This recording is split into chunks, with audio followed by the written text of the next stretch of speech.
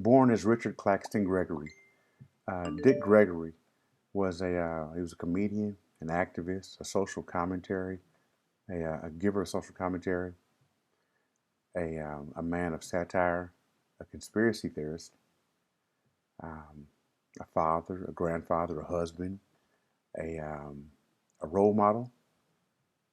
Mr. Gregory was many things, and I like to find his interviews and listen to them. And I often listen to Dick Gregory interviews when they are I want to think about something, when I want to be introspective about where we are with the government, um, kind of where society is going, and to get his overall what would Dick Gregory say? Well, this what I've actually found was an interview from Emerson College, where he basically it's classic Dick Gregory. So he tells the truth. He tells us his story. The man wrote a book called Nigga.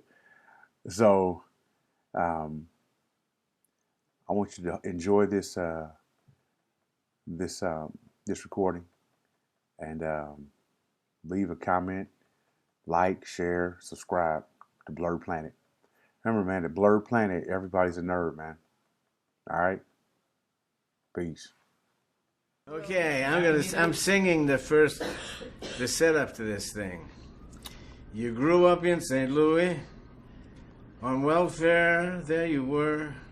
Second of 6 children with a father.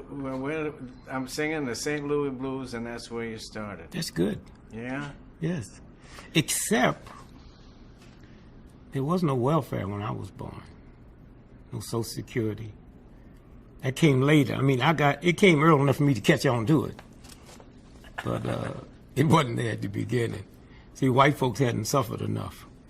See, everything good that happened in this country is because white folks, and it's interesting. People talk about affirmative action. Well, they talk to the farmer, I mean, they was getting citizens before there was veterans getting money. But as long as it's for everybody else other than black folks or women, America don't care. But when you stop and think about if it's bad weather, we pay the farmers. If it's good weather and they have too much crop, we pay the farmers. That's the problem with a white racist system. Is not as bad as a system with a white racist mentality. Because a white racist sexist mentality, you don't know you part of it. Even black folks can be part of it. I can never be a white racist. I can't be a black racist. That's a myth. I can dislike you because you Irish Catholic, you Jewish, you Russian. That's prejudice. The word racism means the ability to control somebody else's faith and destiny. And because I dislike you because you white, I don't have the power to see to it your children go to bad schools. I don't have the power to see to it you can get a home mortgage.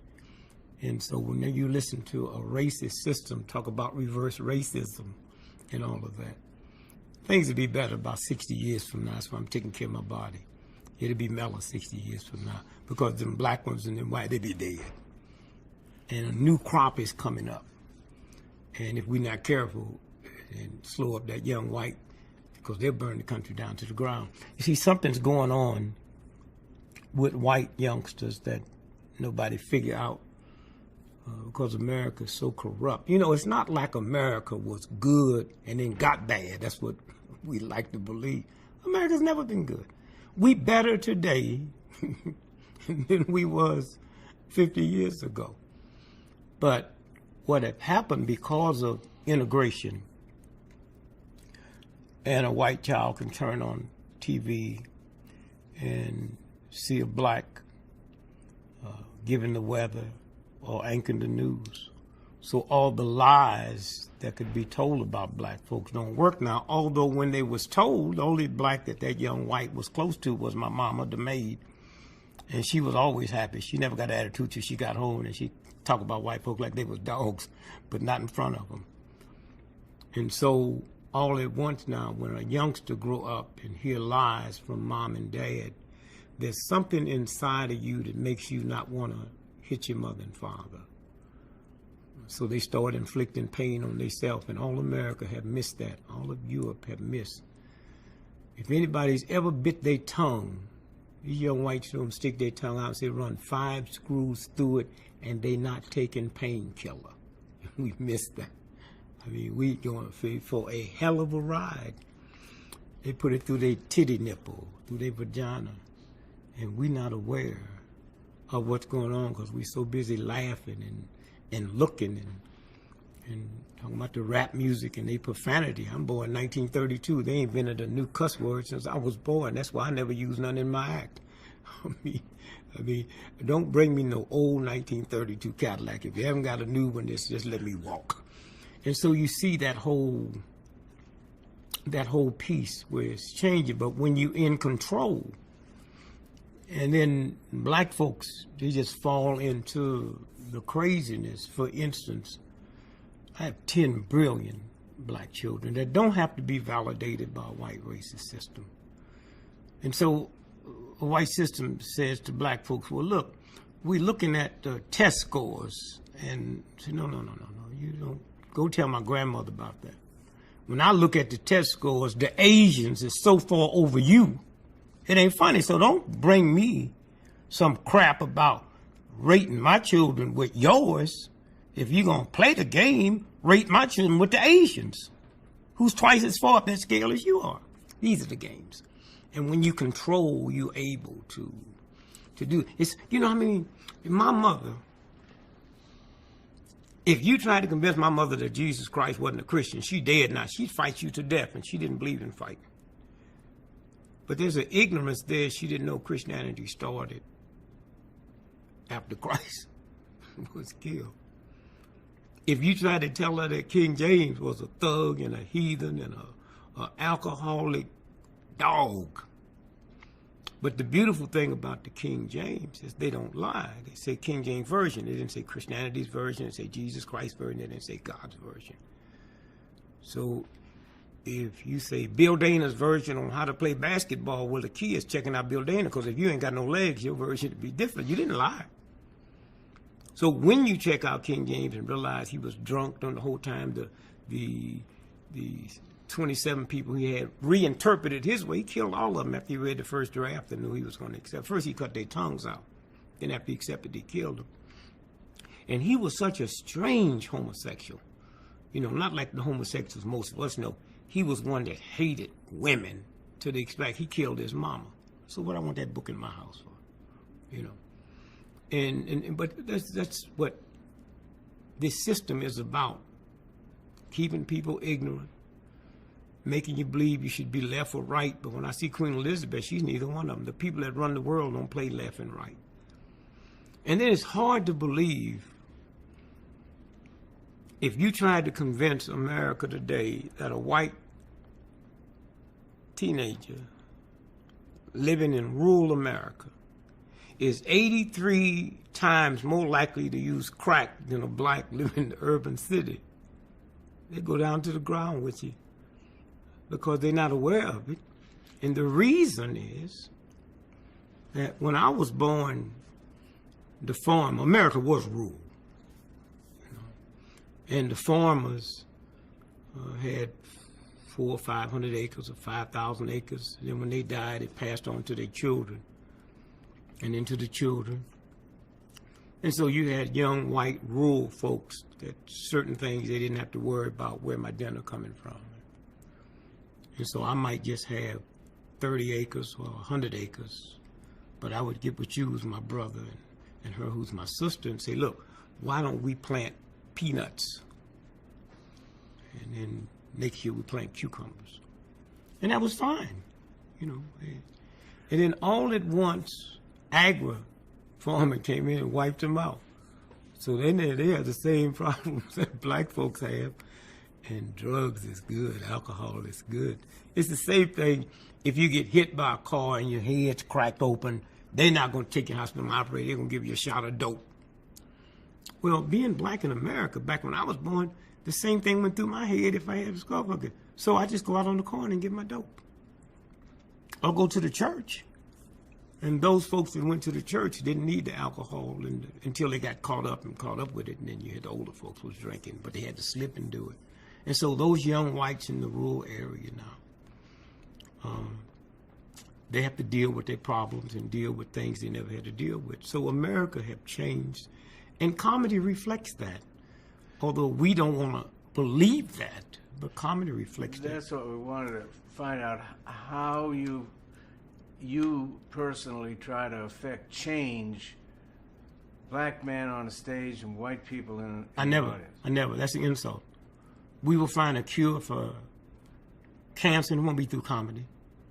You go down through the history, every vicious tyrant that was brought to you, it wasn't through comedy. See, we as comics want to overrate this bullshit.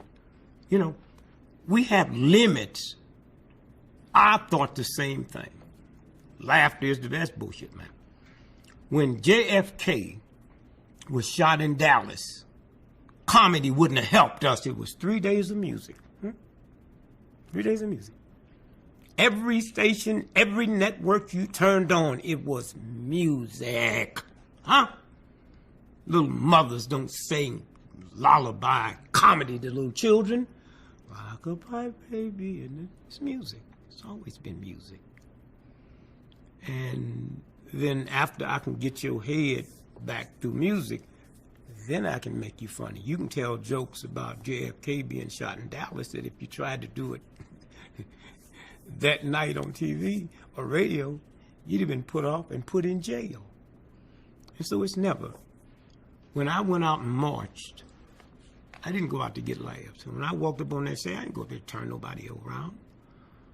And I'd have newsmen come to me and say, Mr. Gregory, how many white folks you think is sitting out there laughing because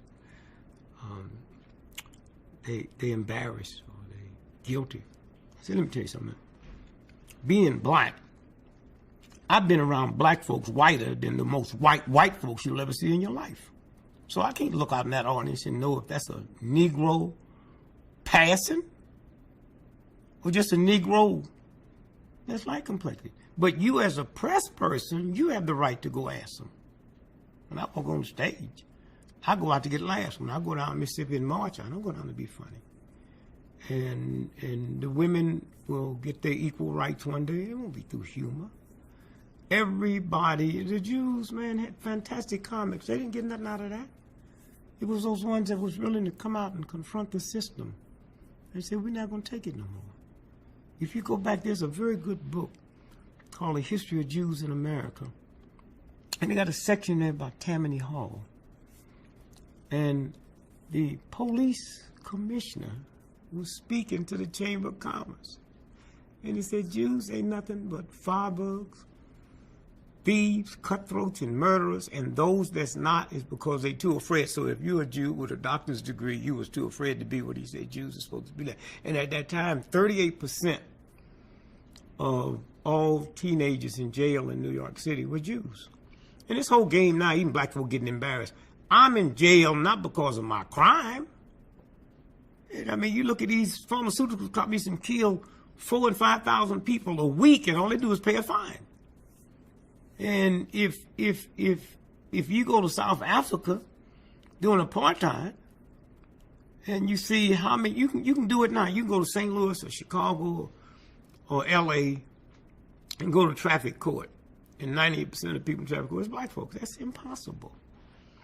And then when I turn on TV, everybody's speeding with white folks. All they shows, I go to the movie, man, they zipping and zipping and zipping. And the brother cool, man. When I get my ride, man, I'm cool, man. I take my time, man. I get my purple hat, my green suit. But there you go, and I have to confront you because I've been in the audience way back, Hungry Eye, Yep. Enrico Banducci, and saw you walk out on the stage, sit down, cross your legs, take out your little cigarette Yep.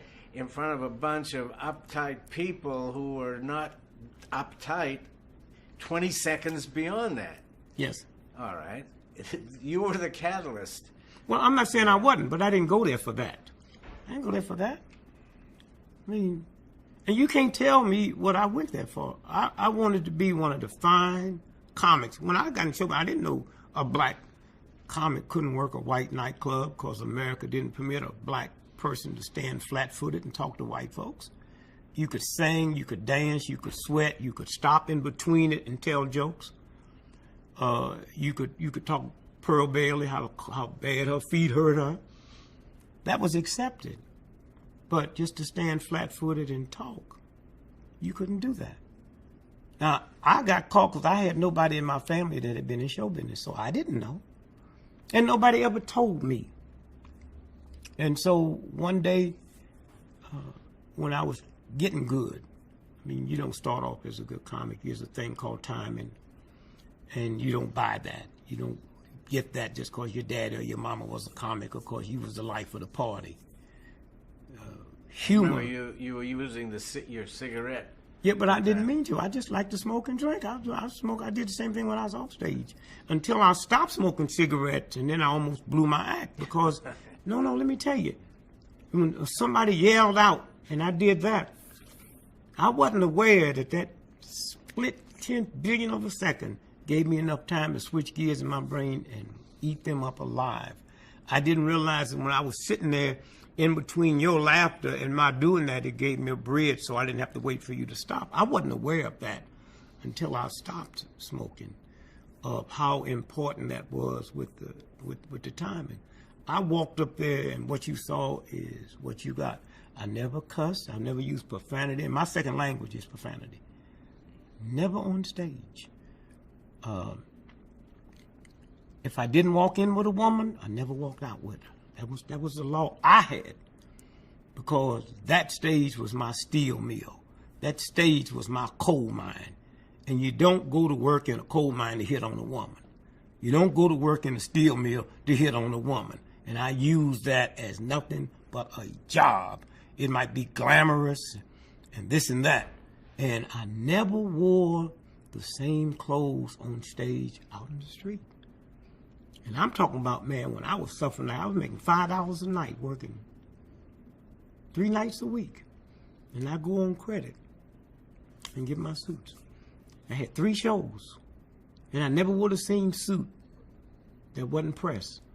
And then that next night I'd run down and get them cleaned and pressed and bring them back in. And that was the respect I had. If a woman back then, America was so sexist, most women didn't come to the club unless a man brought them. And if a woman asked me for my autograph, I signed it and gave it to the man to give to her. And that was, and then one day I had this rude awakening. The New York Times sent a reporter in, a white woman, to interview me at Mr. Kelly's in Chicago. And 2 white tables walked out because they thought it was a nigger with a white woman. And my problem was to her, I dare you to come in here. I'm not screwing you. I have no intentions on screwing you. And I lose a customer. And the only reason you here, not to see Dick Gregory, you here at work. And you upset because you didn't know your brother is this ignorant? And from that day on, I always had a white dude with me.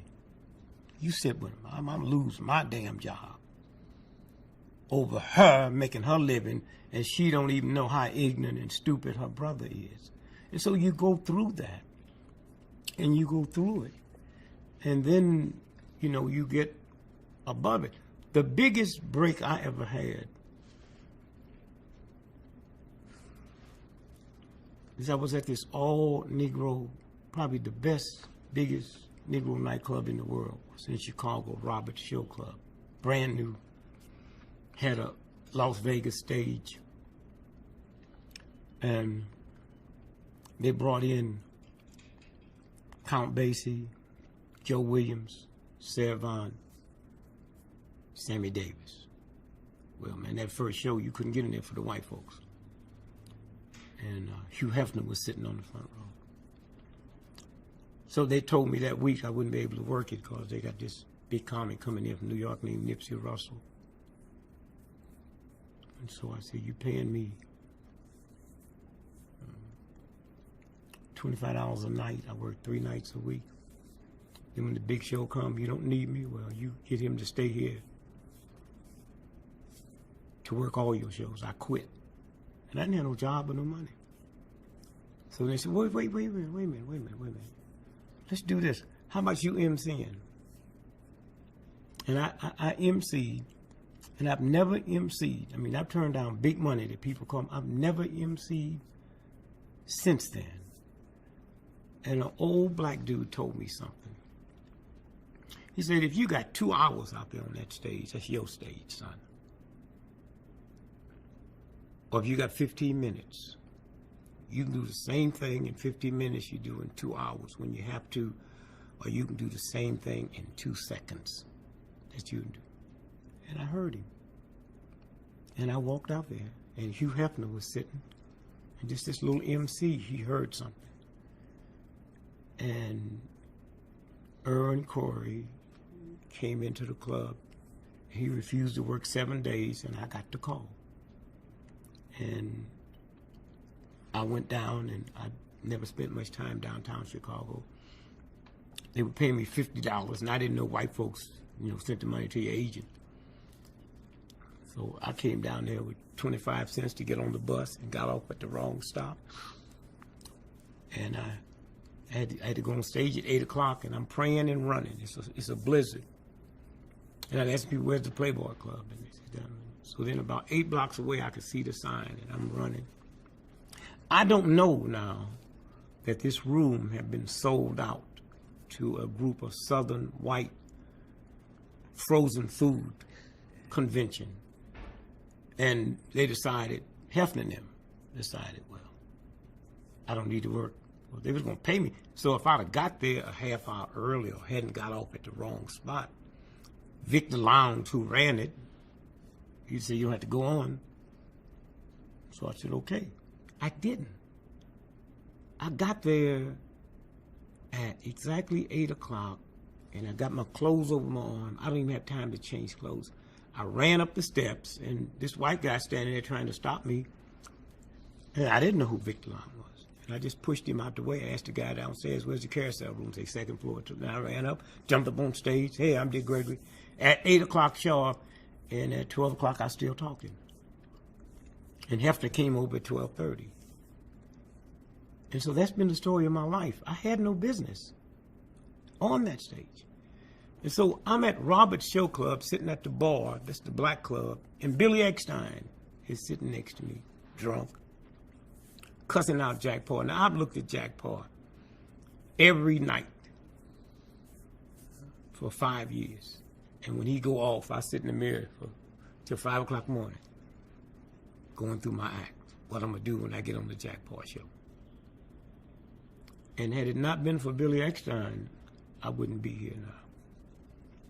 Because when he cussed Jack Paar, I almost grabbed him because Jack Paar was my man.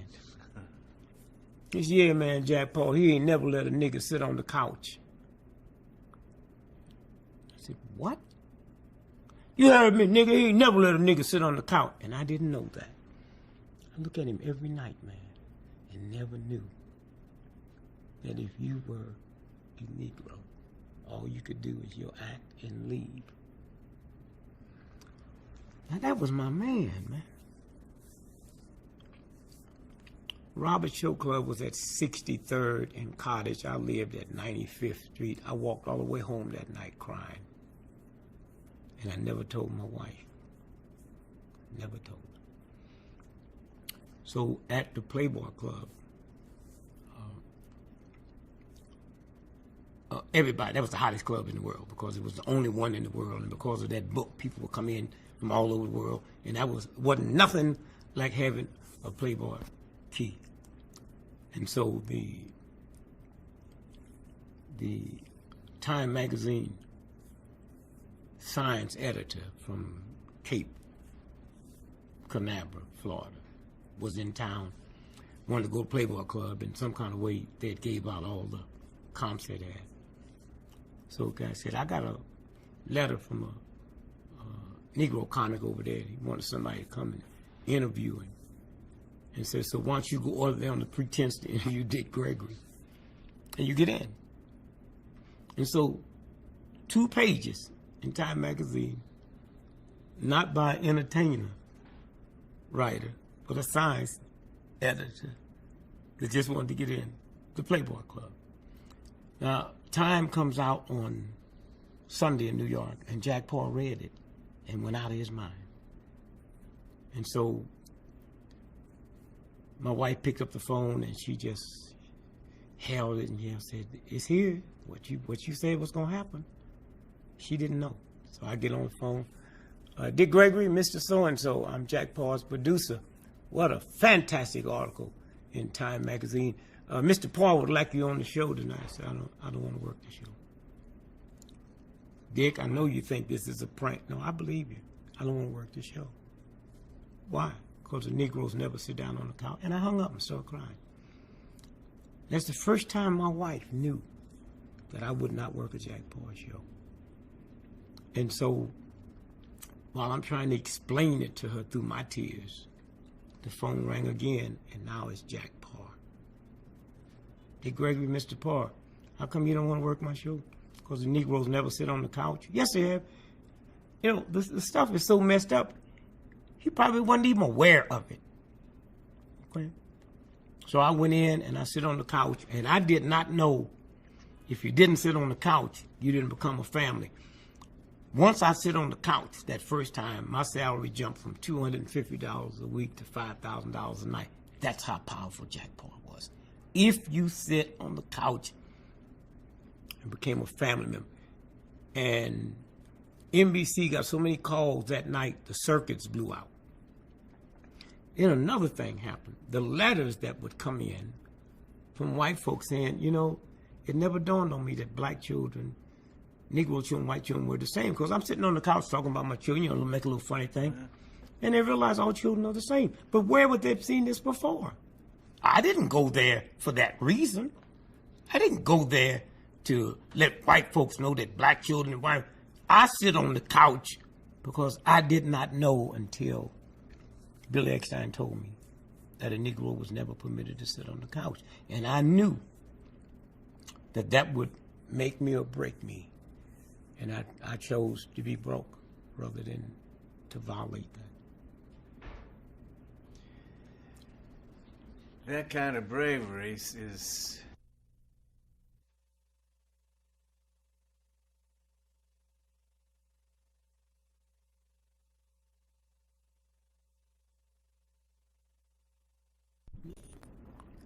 There's another person there that got to inject stuff in me so I don't feel the pain. That ain't got nothing to do with you.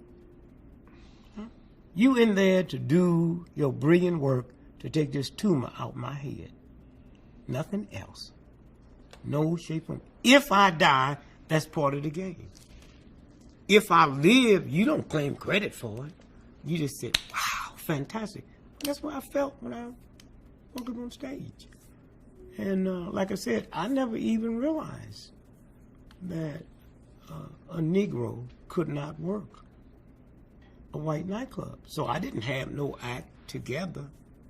What I did do, though, is when I found out, and I knew one day I would, I don't know how I knew it, that you, as a nightclub owner, okay, and when you first start, you're not working the big club, you're working little bars and stuff. Mishawaka, Indiana, try that one, huh? As a Negro. Mishawaka, Indiana, huh? In 1961. Please. So I go there. But before, if you are a nightclub owner or a tavern owner, these are your customers. I have never came there and bought nothing from you. I'm taking something from you. I'm taking a salary from you. So if one of your customers call me a nigger, okay, you lose. I don't. And if a fight starts between them, so I had to be ready. So I'd have my wife call me dirty names and stuff to get the answer. But she's too kind and sweet, and she could never mean enough. So one day I come in and I attacked her verbally. And she turned around with that little sweet kindness. That's what I'm looking for. I didn't even realize it wasn't a word, it was a facial expression. So it happened to Miss walking in. Think what that nigga doing on stage, and everybody. I can't make you laugh if you upset over what some redneck done said. So I said, shh, did y'all hear? He just called me Ron Rogers' horse. He called me Trigger. And they laugh.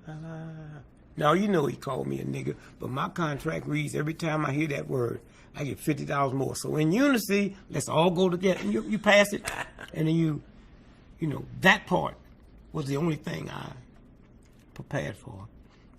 And then one day, in the black nightclub, there's some drunken hecklers, and they really bothered me.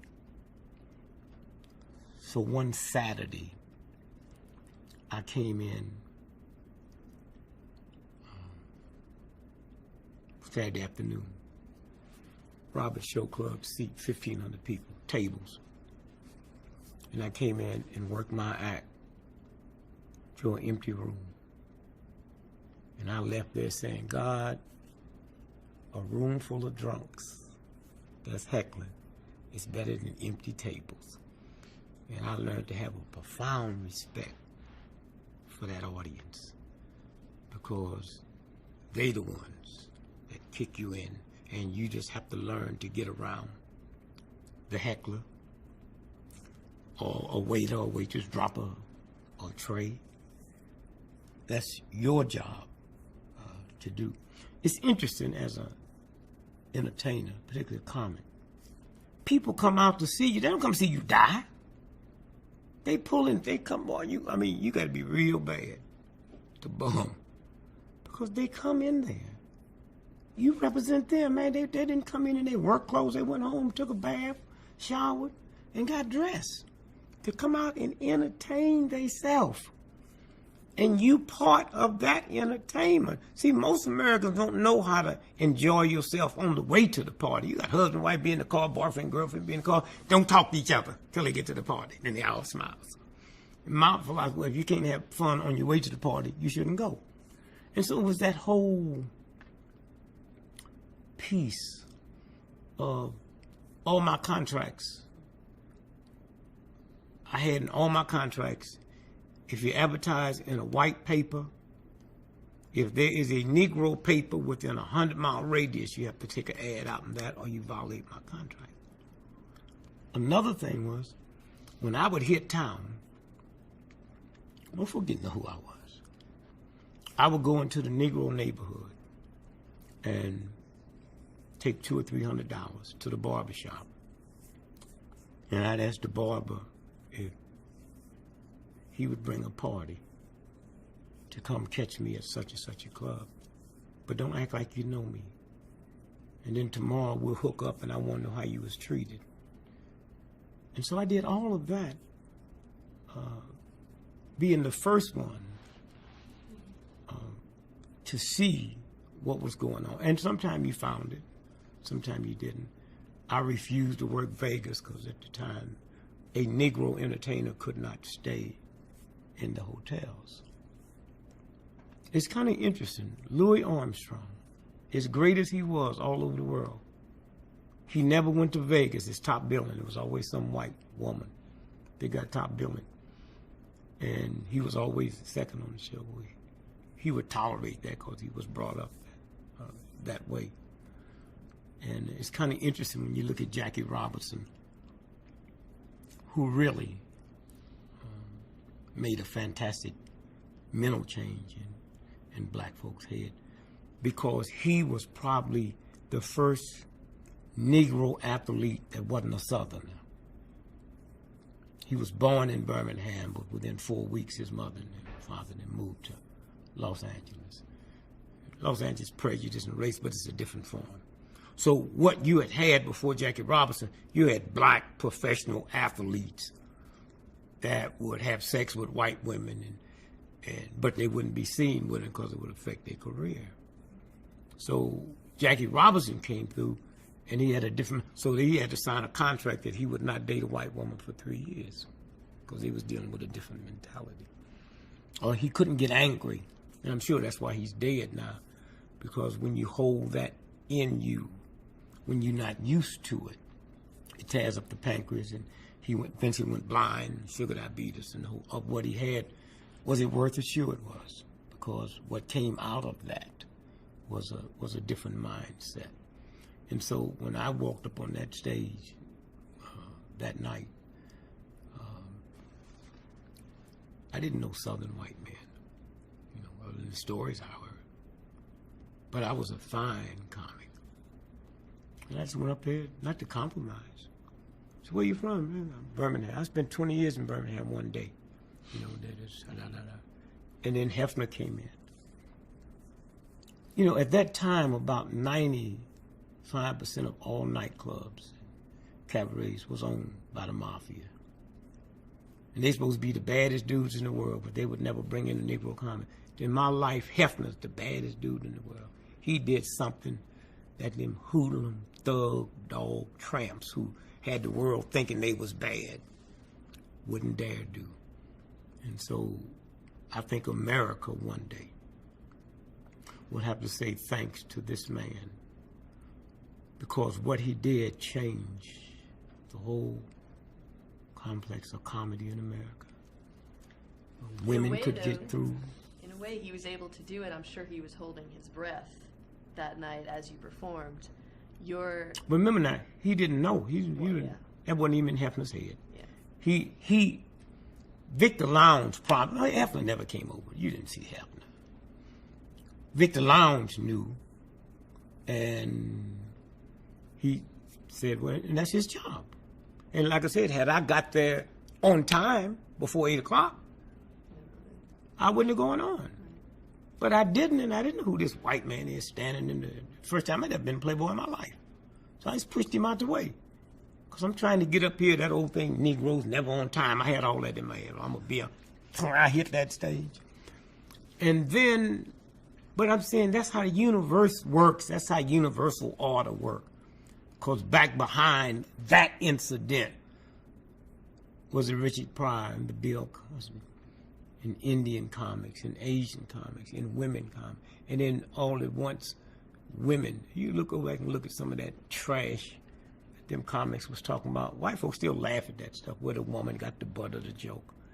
You could always tell when Bob Hope going to talk about a nigger here. So I walked down the street and saw this bebopper.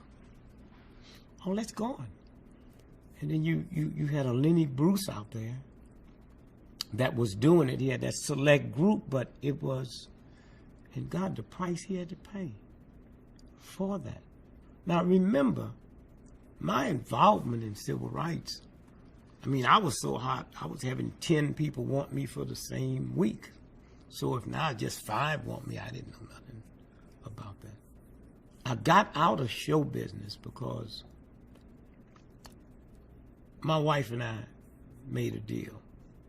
We would never make a decision with the civil rights movement based on how will this affect my career, but a decision would be made on how can my career affect the movement.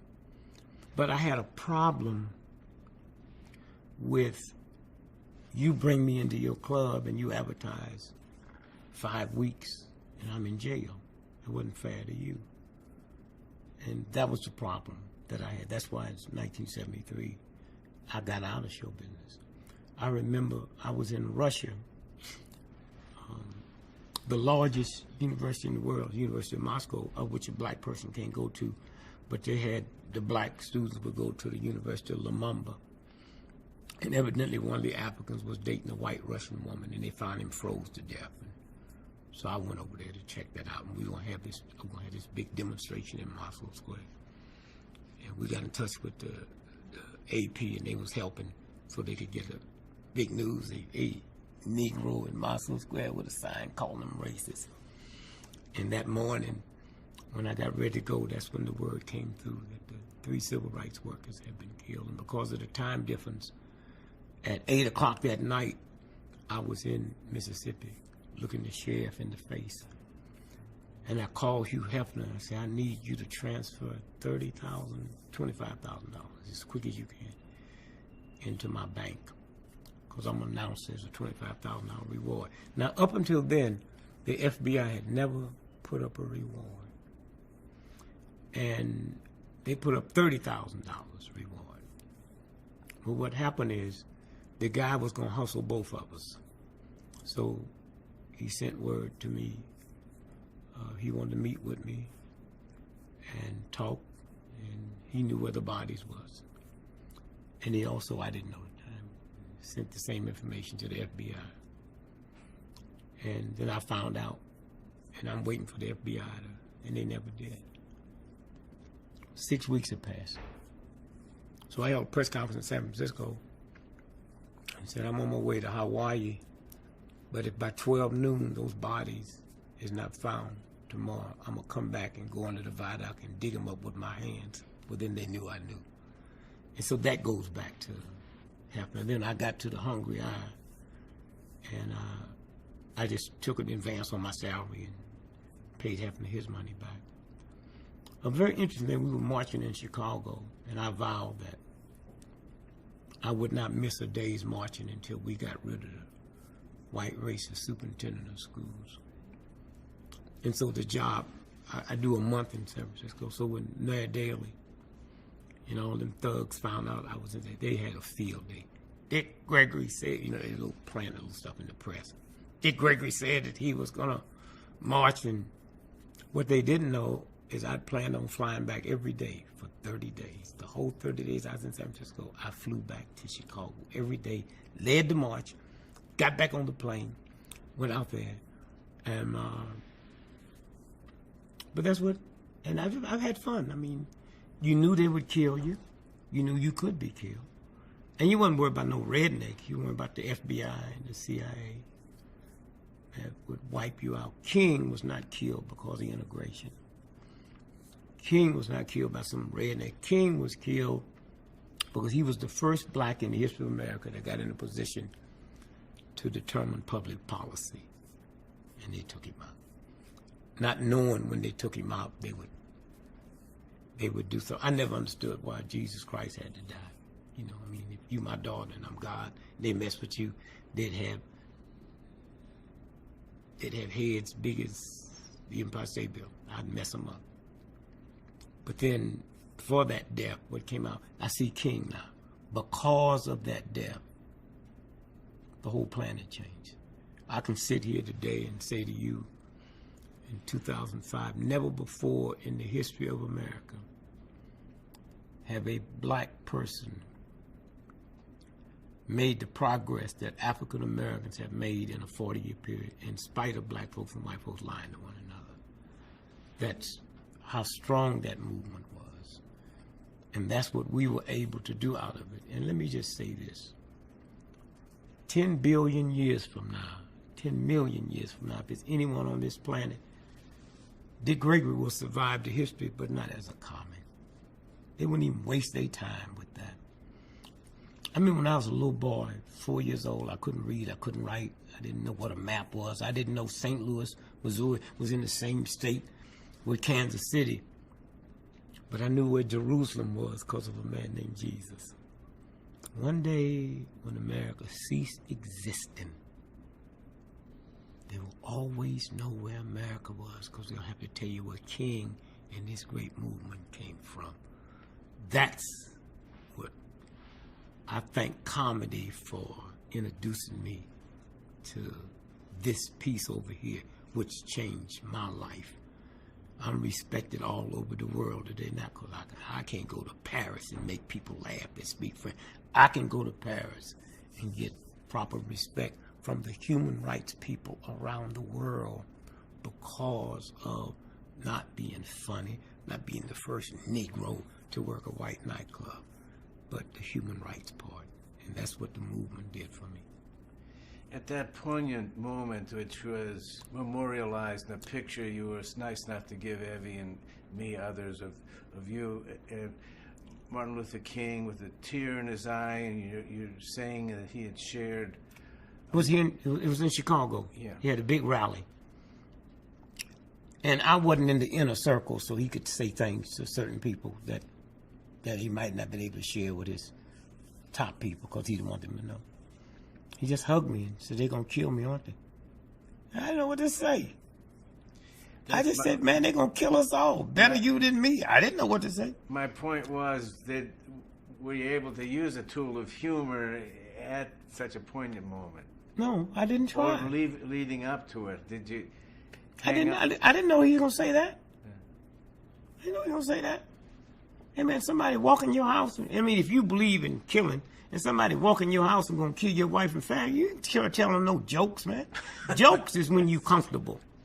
You know, jokes is something comes over you when you walk out on that stage. If your mama died or you got problems, once you walk out there, something happened. Tooth hurt, sore throat. You can walk out there and something happens. Something comes over you.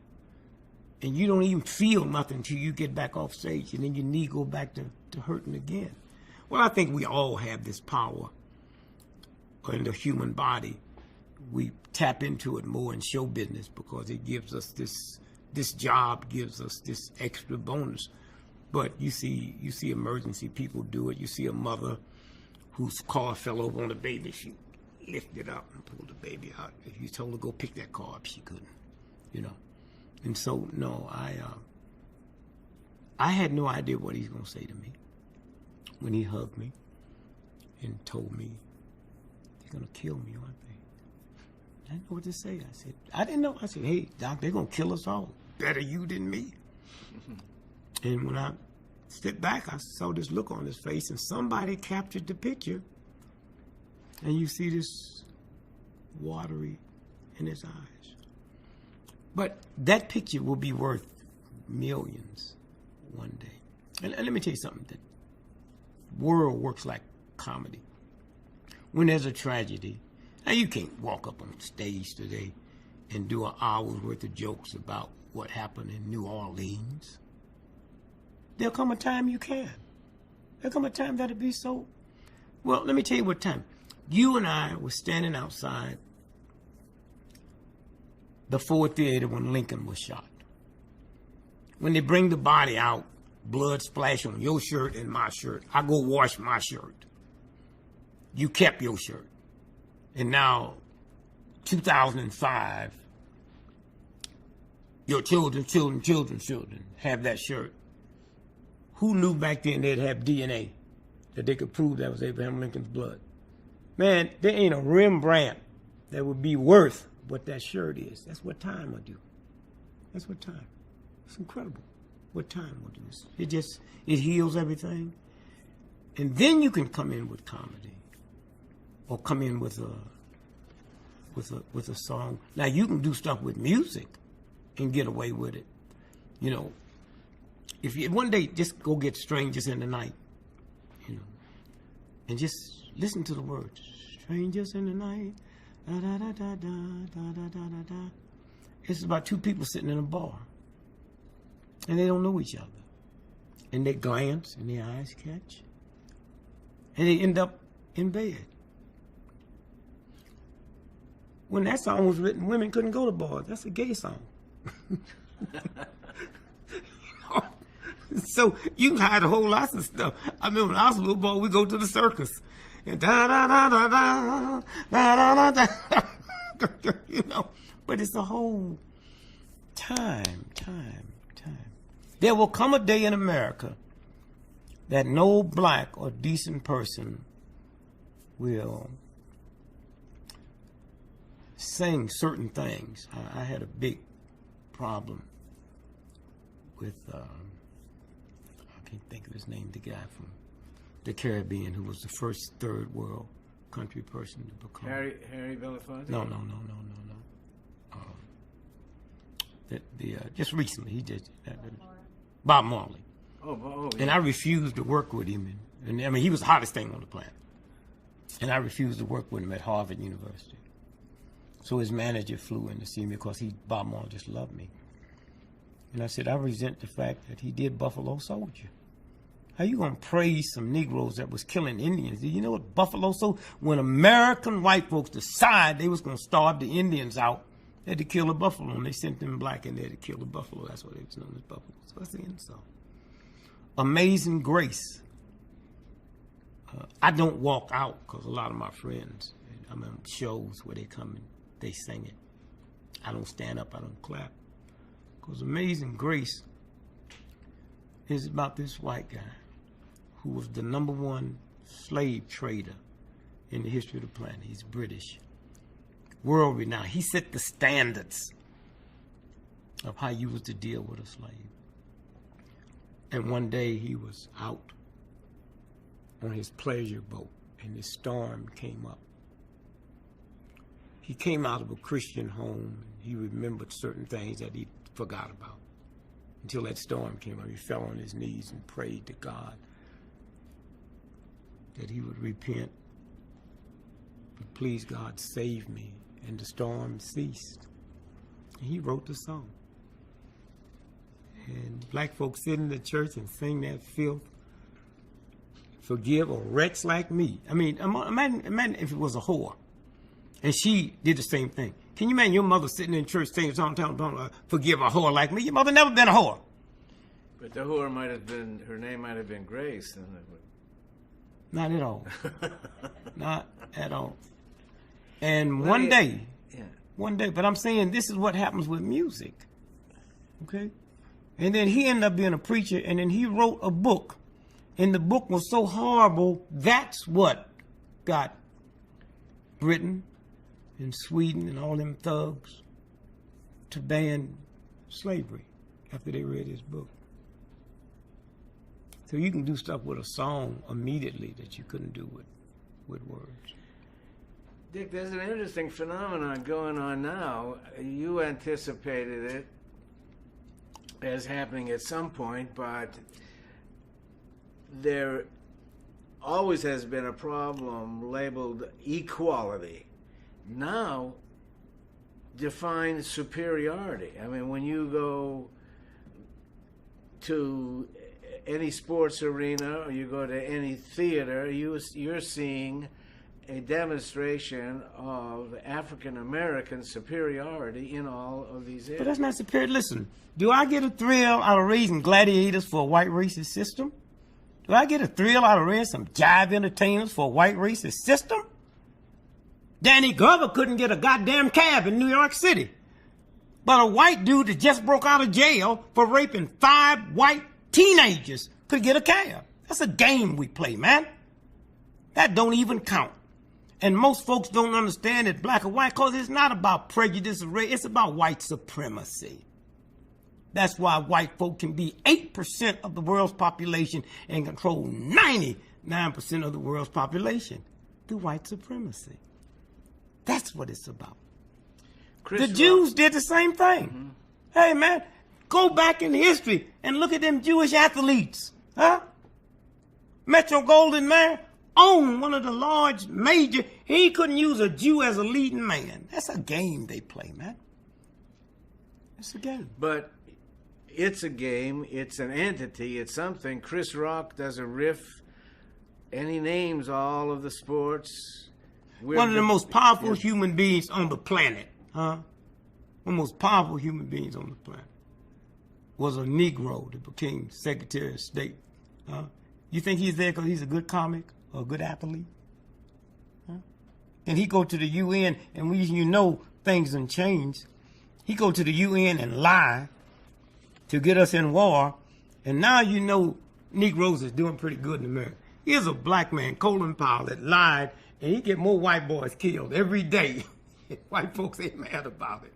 Progress. Who would have ever thought a Negro, huh, would get so many white folk killed every day because of his lie? But he didn't get there because he was a good athlete. He didn't get there because he was a good entertainer. When you got 1 million+ athletes, black. Now, let me tell you something. If you go to New York City, on any given night, they got midnight basketball. And the crime rate go down while they playing basketball. Okay? 90% of the blacks in New York playing basketball. How many of them get out of there and make a damn pro team? Huh?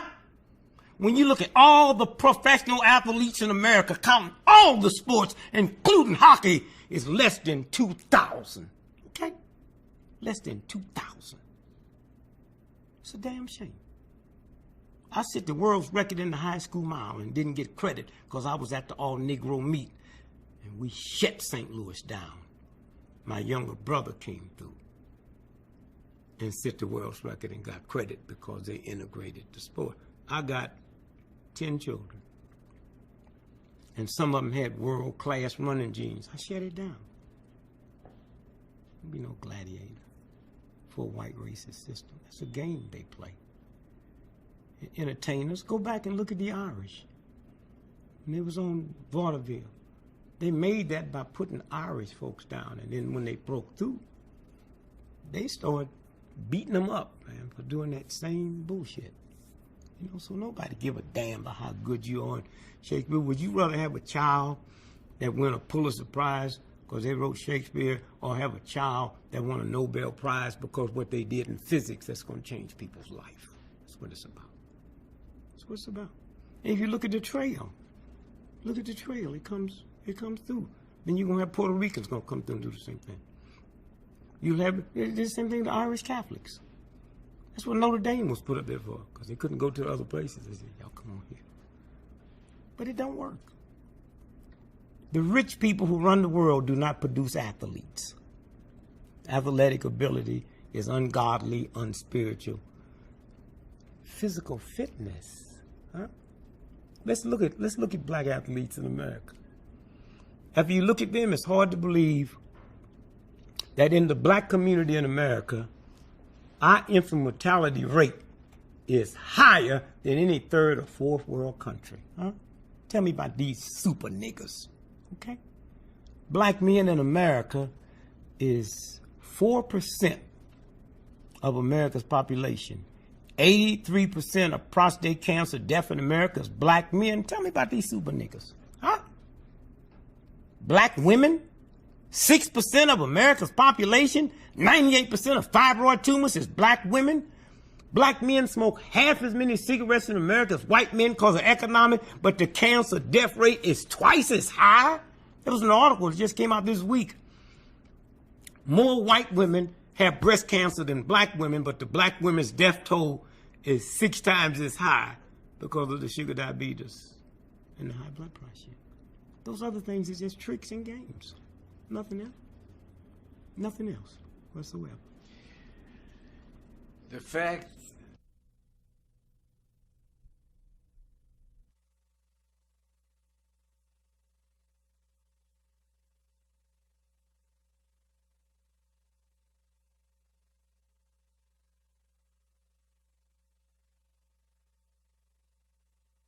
You can never give me history on black. let me when I'm saying what you said. You talked about superior in athletics and on the stage, and I said that don't count. my exact point, what I was trying to get at, Dick, Well, you might be trying to get at it, but that's not what you said. I'm answering what I hear you say. That's the respect and love I have for you. I don't use it to take another answer. I gave you back exactly what you said. I'm going to use that love right now. Here it comes. There is a situation, there is a perception in the entire sphere of awareness, media awareness, when anybody watches television and they see sports, they see there is an excellence and indeed a superiority among African American achievers. In the African American community, there has to be a whoops, this is a little uptight, I hope we're not drawing any heat on ourselves. Classically, it's been humor that has helped cope with that heat. That was my very clumsy way of trying to get it. That just happens everywhere. If you and I was in Iraq today and captured, we can come back tomorrow and get on stage, man, and tell the funniest act about being captured. me and you haven't been over there, couldn't do that. So you've always had that. There's women can get up and tell some of the funniest jokes if they wanted to, satire, about menstruation, about pregnancy, about a whole lot of stuff. But that have always happened. I mean, it never makes the stage, but that's how everybody survived. Imagine if you could have listened to some of the Jews in the concentration camps at night talking about their situation. I used to see black men as I grew up with diamonds, gold. All niggas always be grinning. And I just hated it, man. I thought that was a mark of ignorance. Preachers, just take out. You know how crazy you got to be to pull out good teeth, put some gold in. And when I changed, it's when I'm reading this book one day about the Jews in the concentration camp, that after they gassed them, they would take the gold out of their mouth. And I said, whoa, wait a minute. This ain't a nigga thing. This is what people do when they're oppressed. You hate my Judaism, but you love gold. So I'm gonna so I know how you feel about my blackness. I know how you feel about gold. And if you remember that, if you fact it, they was always grinning. Why did my black woman have to do that? Because the black woman named her precious diamond, Pearly May, Sapphire, Diamond, Jewel. Those are hidden things that few people know about, including black folks. Until you stop by and say, wait a minute, hold it.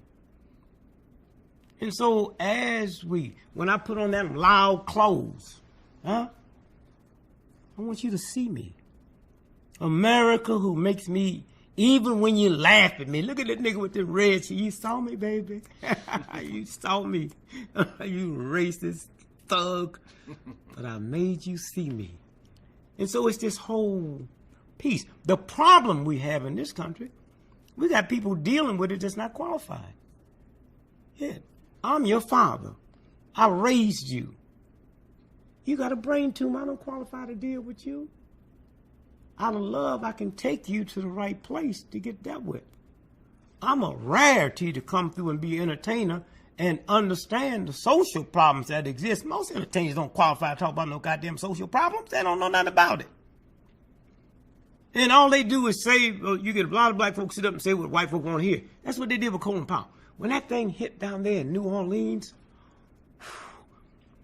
all of us in the top leadership said, well, why are you calling us refugees? I'm on the radio and I'm saying, wait a minute. The Nazis we brought back to concentration camps, we didn't call them refugees. We got people on death row today waiting to die. We call them refugees. And then enough of us raised our voice. And there was a telex that a friend of mine called me. He said, I got a telex you have to see. The head of NBC have just sent out a telex. They say, as of this moment, we'll no longer refer to that incident as refugees. So then, when it happened, you see, the very interesting thing about New Orleans is that all that tragedy was a blessing. It's like this beautiful white woman who they have decided she's the most beautiful woman that ever lived. She got this long, flowing blonde hair. She got these big breasts, big legs. And the whole world don't question, is she the one? And then one day, she's in her condo in New York, which she's paying like $7 million a month rent. And there's an explosion. She didn't hear it at first. She's in the mirror, popping out her glass eye, taking off that wig, which she bald-headed, taking off them false titties, which her real ones look like little raisins, and then unhooking that wooden leg, and then that second explosion. So it goes out that everybody knows this is in her building, so all the press is there, so when they bring her out, the world get to see that wench for what she... That's what happened to America with the Ninth Ward. The world got to see us because there's people all over the world. First, there's people all over the world I ain't never heard of New Orleans. There's people all over the world that never knew that everybody in America wasn't rich. I mean, I'm born and raised in a rigidly segregated. See, some places you went to movies with white folks, Negroes sit upstairs, white folks sit up. We couldn't do that in St. Louis. You didn't come in contact with no white folks. If you went to a department store, you couldn't try the shoe on or try the hat on. You just took it to give them your size. So I wasn't around white folks except the movies. So I didn't get around white folks when I went to college. I didn't even know there was any ugly white folks, man. I mean, you see no ugly white folks in Hollywood except Frankenstein and Dracula and Wolfman, and they bill him as being ugly. So I'm down there at Southern Illinois University, and I'm looking at these ugly white folks, and I said, oh, God, that's okay. And I didn't know no white boys had long penises, big. They told me all black men, that was our gift from God, and all white boys had little bitty penises. And I'm an athlete, man. I run into the gym and run to the toilet, and I look at this white boy, I said, no, God, no, they lied to me again. That was the only thing I could reach back and get with the racism and say, well, at least his joint ain't as big as mine. And I sit there, man, I was humiliated, I was embarrassed. I wanted to ask him for his autograph. You know? And so it's that whole piece that's coming out, that come out. One day when we look back, you ain't seen the humor that'll come out. I said a long time ago, one day, the hottest clubs you will go to in America be slave pits. They'd be named slave pits, and you go there, and black folks be dressed like slaves, and you know, that's what humor's about. When it's over, you slam your hand in a corridor, nobody better not laugh. But 3 weeks when it's healed, you say, man, let me tell you about this stupid thing, and you just laugh, and we laugh, and I was drinking this whiskey and got, huh? Time. It works for everything. And that's where this will go. The Ninth Ward that's going to be a tremendous story. It could be a great awakening if media handles it right. We're going to see history made there. It's not. It won't. It never have. You know. It's not. Not at all. I'd like to go back to Dick Gregory, comedian, for Yes. a moment. You go out there, as you said, you're there to entertain, but the material that you're using is often what we're talking about now. Yeah. It's underlying the seriousness, the fine line between Yeah. laughter and tears. Where for you is that line? It never was. I went out there, I'd be smoking. I walk on the stage, I sound so good, I wish I was sitting out there listening to myself. I mean, I walk out there to cook. Nothing else. I do 200 speaking dates. Funny, but there's nothing like, Dana, you know, when you walk out on that stage as a comic, not as a speaker, where you can take your time and be funny, or be funny where you want. When you walk out there and something comes over you, the audience don't know. You know, I remember one time I got out of show business. I had never seen white comics other than on TV, and I thought they were square. I mean, so I go down and see Dick Shawn.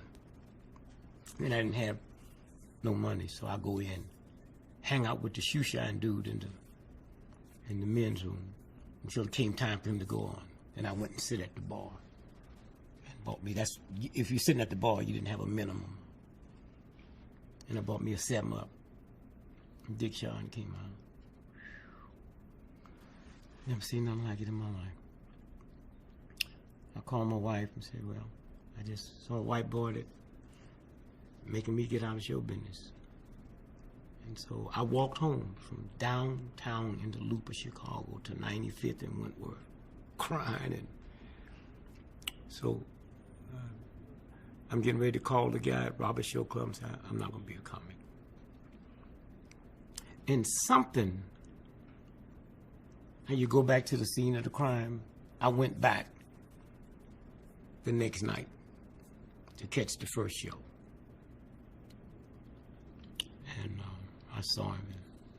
And I went back and talked to the black guy. I said, oh, man, I wish I had me some more money. I'd stay here, catch his second show. He said, what do you mean second show? They're all the same.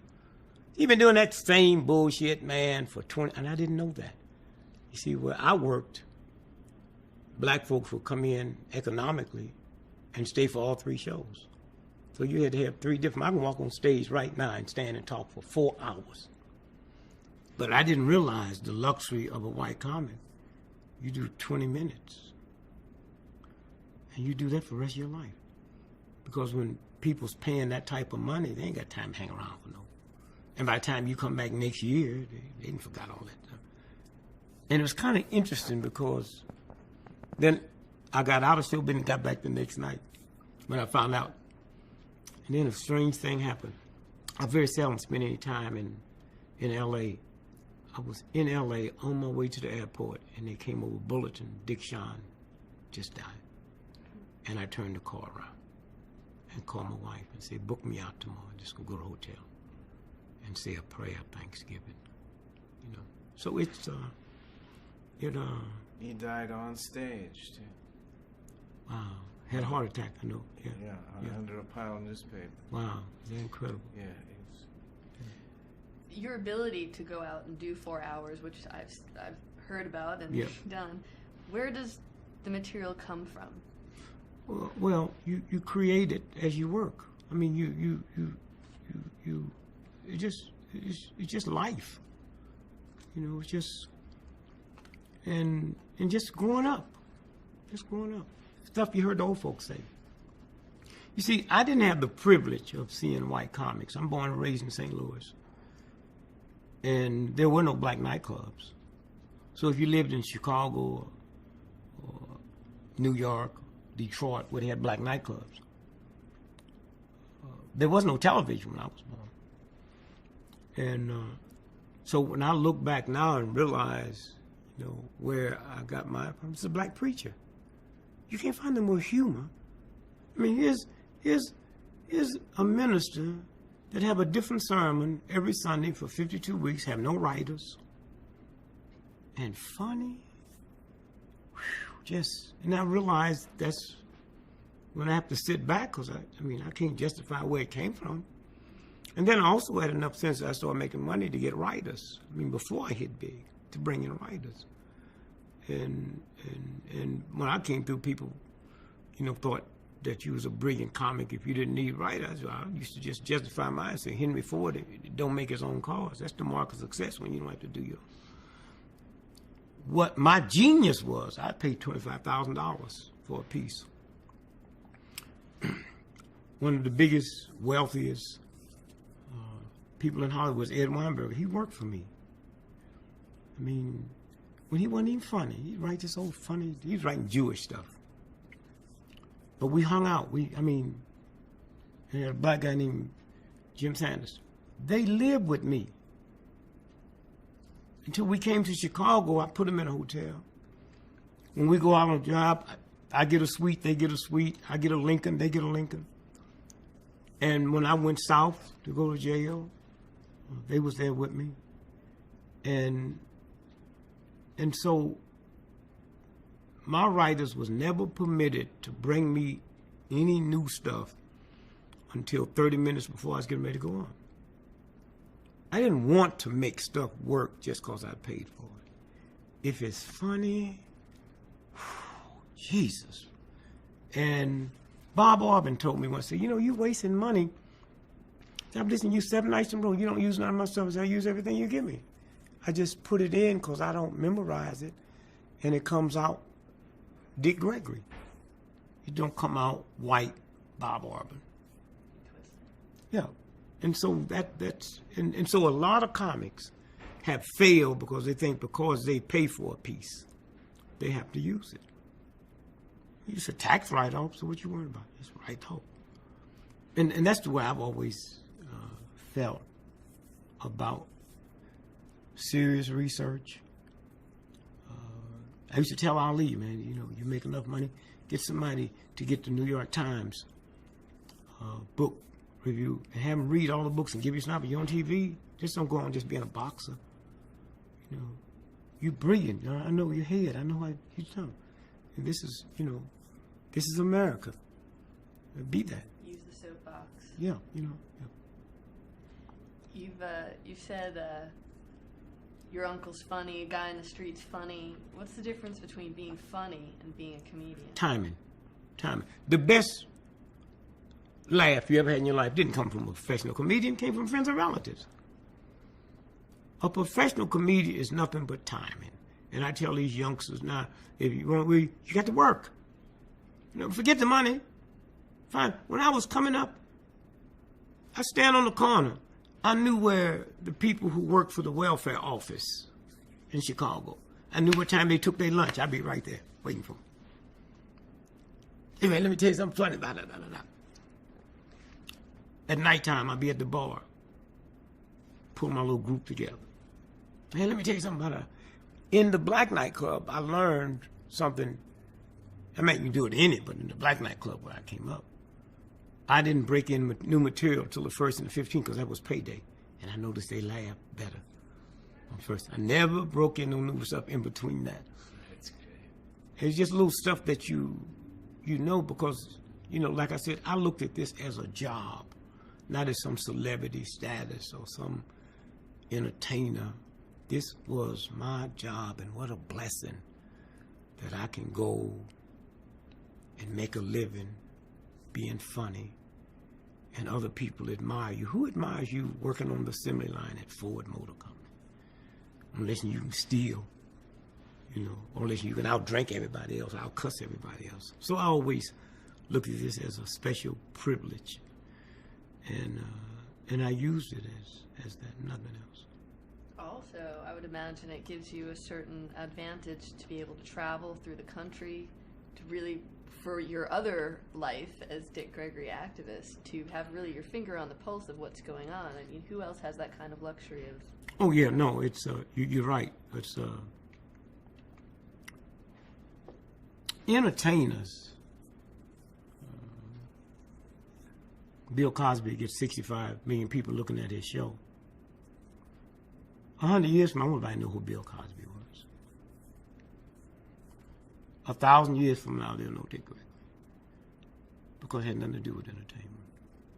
It had something to do. And I never had I'm at the Urban League convention with Kathy Hughes. She's at the #1 black business in the world. The $6 billion. She's the only person, her and her son, Albert, on NASDAQ stock market. So she's at the Urban League convention, Washington, D.C. She said, come on by. The president's speaking. So I go by. And the Secret Service agent said to me, he says, you know how much people love you? I said, what do you mean? He said, the people who will come in here in the next half hour with the president will have to show us credentials. You don't have none. And everybody let you through anyway. So I go in, and they got this front row. I said, no. I don't want to embarrass. I said so much dirty stuff about this man. I'm going to sit in the back. So she demanded I'm supposed to be up on the stage with the president. I'll sit here with you. So I didn't know I was in the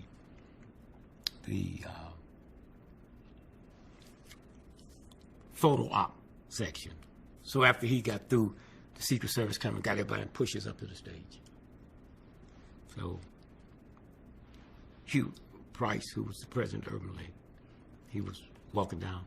So he said to Bush, Mr. President, Dick Gregory, you know, Dick, everybody know Dick Gregory. Said, so he held my hand and says, you was my commencement. When I graduated from Yale Law School, you gave the commencement address. He said, you made me laugh, you made me cry, you made me a better person. Now, meanwhile, Secret Service had moved him down. He comes back and says, it's a pleasure being on the planet with you. It has nothing to do about being funny. That has something to do about, you know, the presidents, they got the CIA, the FBI, and they look at the record, they know I never had a hidden agenda. Never wanted a gun, never wanted to kill. They tap all my phones. I used to do a line in the old days about the government tapping my phone and would catch people like Jack Paar because they was straight-laced. America? Tapping your phone? You got any proof? See, anytime a nigga can owe Bell Telephone $35,000, they don't cut the phone off. It's tapped. You know, how do you get even with them? You call them up and call my wife and read the alphabets off backwards, and they'd be up 4 days trying to crack that code. What is, you know, But no, it was. And then you knew you could die. Why not? They killed everybody else. They killed the Kennedys. And you know, it's kind of interesting because this press is so vicious because the people who do all the dirt run the press, not the reporters. That once you start telling the truth, they have a lower respect for people who expose conspiracy than they have for drug pushers and child molesters. I mean, there you go with that new, you know. But if this country falls, and we just about that, I don't think we'd be on a point of no return. But if it falls, the two people we can blame is the press and the police. Because the police know what happened to JFK. They know what happened to Kennedy.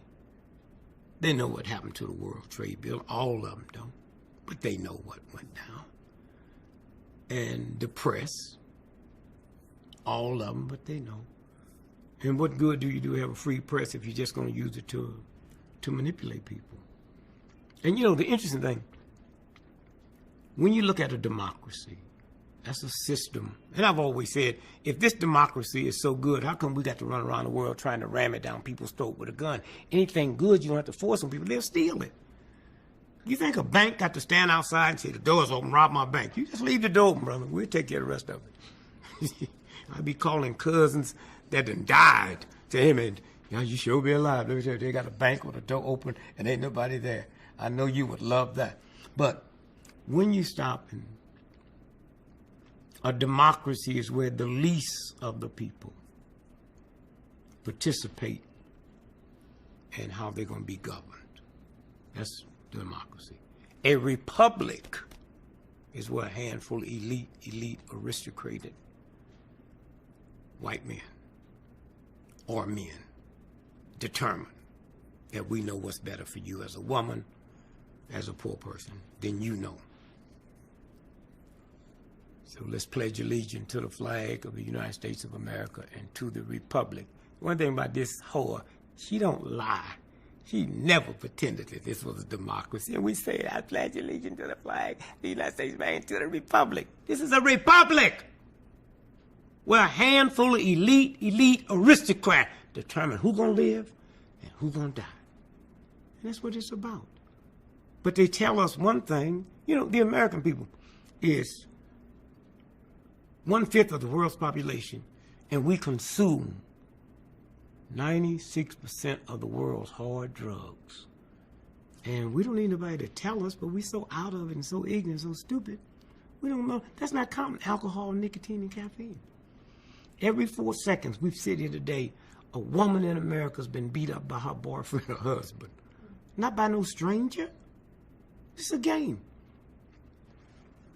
The 3 killers in America, not homicide, cancer, heart condition. The number 1 killer, sleep deprivation. The number 2 killer, dehydration. The number 3 killer, lack of physical fitness. All of them are free. All of them are gifts from God. But we so messed up, we haven't got time. If you don't have time to buy gas, the car runs out. And you know, my biggest problem, and thank God I was a comic and was able to live the lifestyle and the money. My biggest disappointment is I didn't know white folks would tolerate this. I swear to you. I just said, Lord, if I can just get over these white folks, I'll be safe. Well, I learned something in the civil rights movement that's not true. See, if you go back and look at all the footage of the civil rights movement, I was there. You know why you didn't see me? I was back in the back where I thought it was safe, where them nuns be marching. I didn't think anybody would mess with a white nun until that brick hit one in the mouth. Teeth and blood from everywhere. I said, oh my God, God damn. And before I could get myself together, a little black child been hit in the head with a brick and brains and stuff splat. But I didn't think white folks would tolerate the New York Times line. I said, if I could just get over here where the white folks are. I didn't know white folks would tolerate bad schools. I didn't know white folks would tolerate food additives in their food. And then it dawned on me one day after I started getting sense, Hitler didn't declare war on Africa, he declared war on white folks. They didn't make a nuclear bomb to drop on, they made a nuclear bomb to drop on each other. But and so, I'll give you an example. When all the stuff in the Gulf, all the hurricanes and gas prices just went out the box. And you got presidents and people sitting up lying to white folks saying, well, you know, we had to shut down the rigs. Let me tell you something.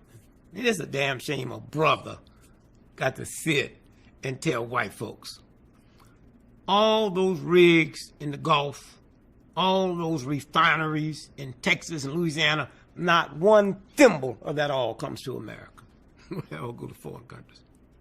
We took taxpayers' money and built the Alaskan pipeline, of which we get 2% and the 98% go to Japan. I just didn't know. I just thought, because I don't hear white folk complaining. And now I know why. I'm listening to these talk shows. White folks say.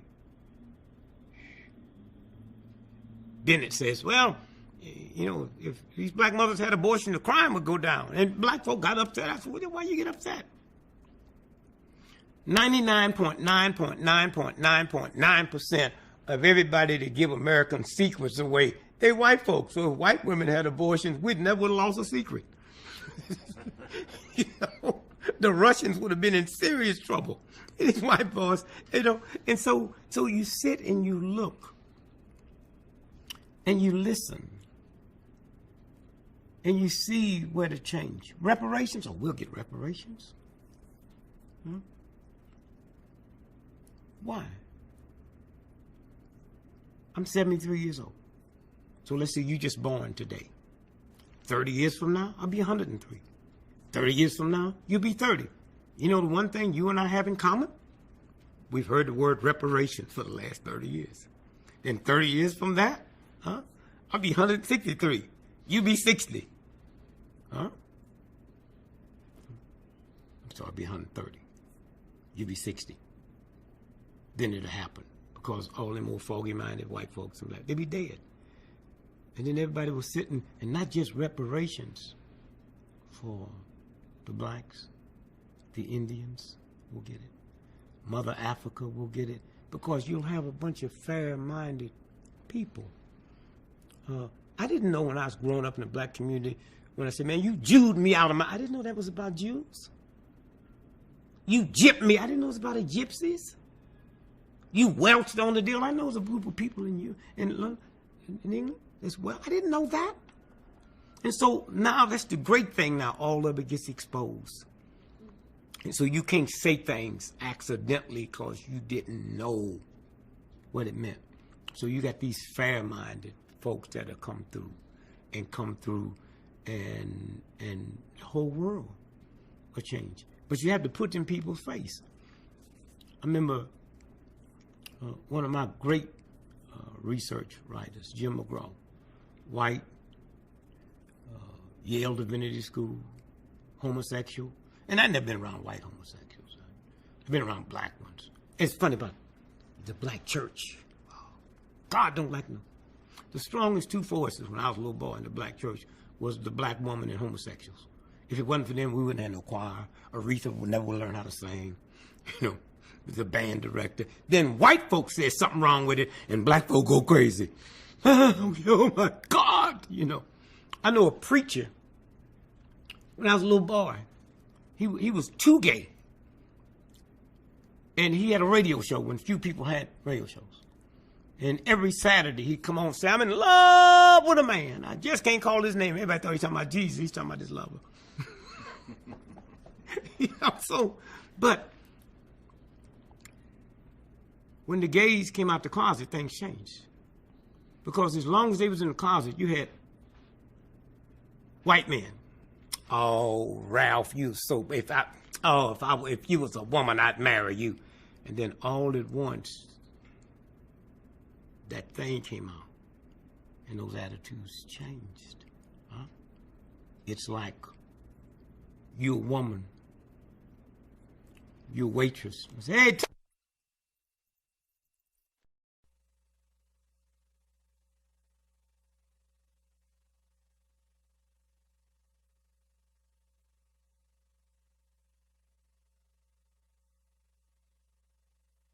okay. And little by little by little by little by little, my oldest daughter, she has a PhD from the London School of Economics and sex harassment at the workplace. Right now, she's the only authority on the planet. And if you brought her into court to testify for you, they can't bring nobody else in because she's right now recognized as the only authority in the world. And she told me one day, if I walk into a room and I don't know nobody and shake hands with the men and hug you, that's sex harassment. You know, so even you're gonna have women complain, but who cares? Who cares? Eventually, that will, and you see it now. That as a woman, I don't need his credit card to take me someplace. I got my own. I remember when I was a little boy, a white man or a black man with a car was an extension of your penis. You know, you got your car, you get the booty. And all at once now, General Motors found out something 10 years ago that shocked them. 64% of all automobiles sold in America bought by women. And 85% of all cars sold may have a woman's input. And you know what happened out of that? 66% of all cars in America is gray. Because all the ones we had to turn down that masculinity. That's how it works. All at once now I know who my customer is. Now I'm not going to broadcast it and let you know how much power you have. But just as you walk down the street, look at the cars, look at the colors, and see the tones. And then all at once now, when these white boys talking about family value, blame that on white women. They can't control you no more. And let me tell you why. I have 7 daughters, right? 3 boys. There was a time when you as a woman, with such a rigid thing on you, you couldn't go nowhere. So you lived around the house. I remember once they say Jesus Christ, from the time he was born to the time he died, never traveled in a 30-mile radius. And that's Jesus. Well, why would you? Everything looks the same. Wilderness is wilderness. The tree gonna be different? And so when you stop and think about, in the 30s, if you was born, you couldn't go nowhere. You didn't have a car. Today, you got a girlfriend in Arizona, and she's getting married, and you drive out to see her, and while you there, somebody says, Jesus Christ, with those qualifications, we're looking for a superintendent of schools. Huh? Would you like it? So all of these things have happened now, and so there is no woman at home to take care of everybody's children. And when I just go to these hotels and see these white women with these credit cards, checking in, go girl. And then I trace it back to this movement we was talking about. And one day, see, I don't have to thank you for doing something for me. But my mother taught me to say thanks is good manners. And that's how you know America don't have good manners. Because our movement have liberated white folks, especially white women, white men too. Let me give you what I meant. 40 years ago, at the height of this movement, we were dying and running for our life. A white woman couldn't be a commercial airline pilot. A black man couldn't be a commercial airline pilot. A black woman couldn't be a stewardess. And then the civil rights legislation came through that didn't say for Negroes only. And so today, when you get on a plane, you see back then, the only white woman could be a stewardess. You had to look like something out the center page of Playboy magazine. Today, you get on a plane and see an old, ugly, short, fat, white woman. Thank us. Not her white daddy, not her white brother, not her white husband. We liberated her. A woman couldn't be a cop. You could do clerical work. Because of our movement. You police chief now? You can be head of narcotics, head of homicide. You didn't get that from the Marines or the Chase Manhattan or your white brother. That came under our bill. The other day I'm in Boston and my wife and I go to the Four Seasons. And I said, watch something. Look how these white folk come in. Sweatshirt. One white boy came in barefoot. You couldn't do that before, but now they can't mess with you because they used to do that with us. You don't have a tie on. You don't have it. They don't dare now because there's lawsuits that go down. And so this whole thing, you realize 40 years ago, there was not a woman in America head of a woman's penitentiary. It was all male wardens, and 90% of the guards were male. Can you imagine what went on in them hell houses just to get an extra piece of bread? Today, there's not one woman's penitentiary in America that don't have a woman warden, and some men's penitentiary have a woman warden. All of that came out of this movement. And it just goes on and on. Firefighters. I was looking at them tear up the ground the other day to build a new highway. There's some women out there. That never happened before. And it will keep on happening and keep on happening because people's head will change. And there will come a day when you won't be able to use the word manhole. Isn't that funny? Out of all the holes with them tops, the manhole is the one with the big steel top. That's going to change. Even women's going to. When you go walk down the street, if you're a 5-year-old girl and you see that stop line, that means stop, but that's a man's hand. And then when you see it go, that's a man's gate. So you learn as a little bitty girl where authority, all that's going to change. All of that is going to change. And they're going to be upset for a while, and then it's going to be funny. One day when women think about what they had to go. See, my big shock was I never knew that much about white society. I didn't know as a little boy that a white woman didn't get the right to vote to 1920. She came over on the boat with that boy. I said, Jesus, if he treat his mama like this, my mama better not come out the house. And I got to think about Frankenstein and Wolfman and Dracula. They wasn't killing them but white women and a white boy writing it. They ain't never messed with a sister. Never, ever, ever mess with a sister. And one of my big lines when I was out there on that stage, I said, hard for black to believe in Santa Claus. We know damn good well ain't no white man coming in a Negro neighborhood at midnight. And then this big old fat chubby white boy gonna get down my chimney. When he get down, he don't have no soot on him. Give me a break. But straight life. I raised 10 children and no Santa Claus. Why am I gonna work unless some white man get credit for something that I bought for my children? You know, not at all. I remember one day we live in this big 400-acre farm. Oh boy, was we living good. And right up in Boston is Roxbury. Poor, ghetto. So my children came to me one day and said, Dad, we bringing in these high school girls from Sweden, and we'd like to know if we can keep a couple. I had a big 400-acre farm with 5 houses. No. You want to keep somebody, you go get some of them poor blacks up there in Roxbury and bring them down here and let them live good.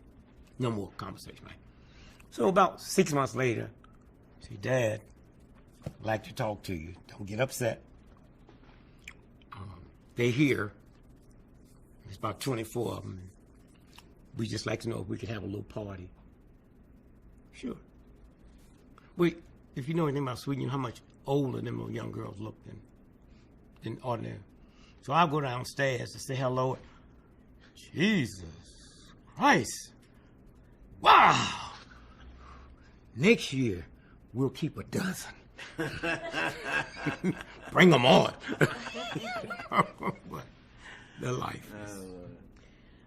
Looking back now with hindsight, is there any advice you would offer to someone entering comedy now that you wish you had when you were starting? No, the comedy is here's what I tell everybody in comedy. Say, go to an old bookstore and get you all the old books. Milton Berle's 10,000, blah, blah, blah. And then read them. Comedy books. Comedy books. Because, you see, if you was just starting comedy today, you know, then you go and you get the books and you see New Year's Eve jokes, New Year's jokes, Christmas jokes. And you just switch them and make them up to the day. And then once you got this, see, once you walk out there and you know, you might not even need it. Because you can cook, as long as I know I got something to fall back on. And once you become a millionaire, don't nobody want you to pay. They grab the tab. Once you become rich and famous, you can't buy nothing. Well, it's the same thing in your head as a comic. Once you walk out there, you got, and I can tell a Christmas joke in August. Depends on how you frame it. You know how you frame it. And then your head opens up like a joke I use, groundhog. I say, I can't believe these white folks is this clever. I say, groundhog, February the 2nd. And then on February the 2nd, if the groundhog sees his shadow, 6 more weeks of winter. I say, now spring don't come to March the 21st. That is 6 weeks. So I'm saying, but you free then to invent, to create. Say, if the groundhog sees his shadow, 6 more weeks of winter. So then I switch it and say, I was in New York on February the 2nd, and I was doing this radio show, and this white dude said, Mr. Gregory, today's Groundhog Day. What do you think would happen if the groundhog sees his shadow? I said, back up, I don't play that mess. And he turned on me. What do you mean? You un-American? Unpatriotic? I said, no. I'm sorry, I didn't know you were going to take it that way. Ask me again. He said, today's Groundhog Day, boy. What do you think will happen if the groundhog sees his shadow? I said, 6 more weeks of winter, sir. I said, but since we're going to play it, let's play it. Suppose the groundhog come out today and don't see his shadow, but see 5 black dudes. What do that mean, white boy? He got nervous. I don't know, 6 more weeks of basketball, chump. So you just add and you bring it up. Them old books, we went into a drug culture, so you switch to alcohol. You got to be careful with those books because the woman always got the butt because of sexist and the whole thing. But that's what I would tell them. Bill Cosby will tell you that he gives me credit for him being, because I said, until you become a household word, you're just playing. You're just playing. Whatever you do, work to be a household word. And so comedy today is not like it was. I mean, you got comedy stores. So you got folks that's so funny today that we don't even know about because they're not on TV. Richard Pryor probably destroyed more comics than anybody in the history of the planet because of profanity. And if you take all of Richard Pryor's comedy and clip out all his profanity, they're just as funny because he never used profanity as a punchline. The young punks that came through, that's all they heard. You see, when I listened to Richard Pryor, I heard his genius. When I listened to Red Fox, I heard the profanity. So I couldn't bring a Red Fox record out until all the good Christians had left. But you could bring a Richard Pryor out with the children and the folks because of his genius, except there's one thing wrong with that. There is no genius to a little child. All they heard was the profanity. So when they grew up, they wanted to emulate Richard Pryor. So every other word was a cuss word. That's Richard. You can trace that back to Richard and his genius. And so, but there's comics out there now because of comedy stores. I mean, it's just splitting. I mean, I came through, you might be lucky to work Second City. But there's so many comedy, and then the whole South. Remember, after I hit big, I still couldn't play the South. Okay? I still couldn't play the South. But today, Mississippi, comedy clubs, Alabama comedy club, women, Indians, gays, the whole thing is out there now. And that's a good thing, to see a country that's able to laugh at itself. That's a very good thing. Can I ask Richard the stat question? I don't know how we are at time. Yeah? I'm okay. Let me just pick up one extra tape, all right? Oh, okay. 1 second here. Well, actually, we're still on this? Yeah, I'm still okay on this tape. Okay. UQB. Don't let me know till we're ready. Yeah. Nothing. Technique. Don't let me. What do we He's take? rolling. Well, okay. The importance of developing a technique. No, it depends on you. That's what's different. You can come out and do your whole act just by being tired. And your sister can come out or your brother can come out and do a whole act just by being energetic. Energetic. One of the funniest things I ever seen in my life. I came in and caught searching, and the amateur hour was on at the Apollo. And very seldom you see a white. So I didn't catch his act. And he was walking off stage and he came back. Now remember, all black audience. And he said, I want to say thanks to all my black brothers out there for coming in the white community, taking them ugly white bitches off our hand. And they went out of their mind. Sisters was laughing so hard, their wigs was coming off. and so I didn't see his act, but I imagine the technique was, you can do it either real slow or real fast. You can come out and sound like you're real brilliant or real stupid. That's the technique that separates you. And you can do somebody else's joke. Your technique don't sound like it's. You can do old jokes, old standard jokes that's been out there. Look at the preacher.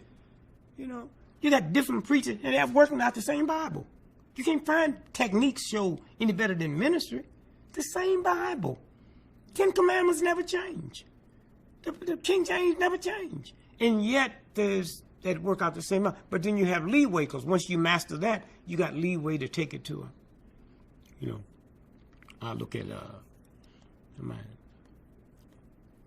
said that if I was going to get the lecture chair, what would I have for my Last Supper? I said, I wouldn't have a Last Supper. That first one didn't come out too well. Please. You know. And so, no, technique is brilliant. It's a good question. You develop your own technique. That's you.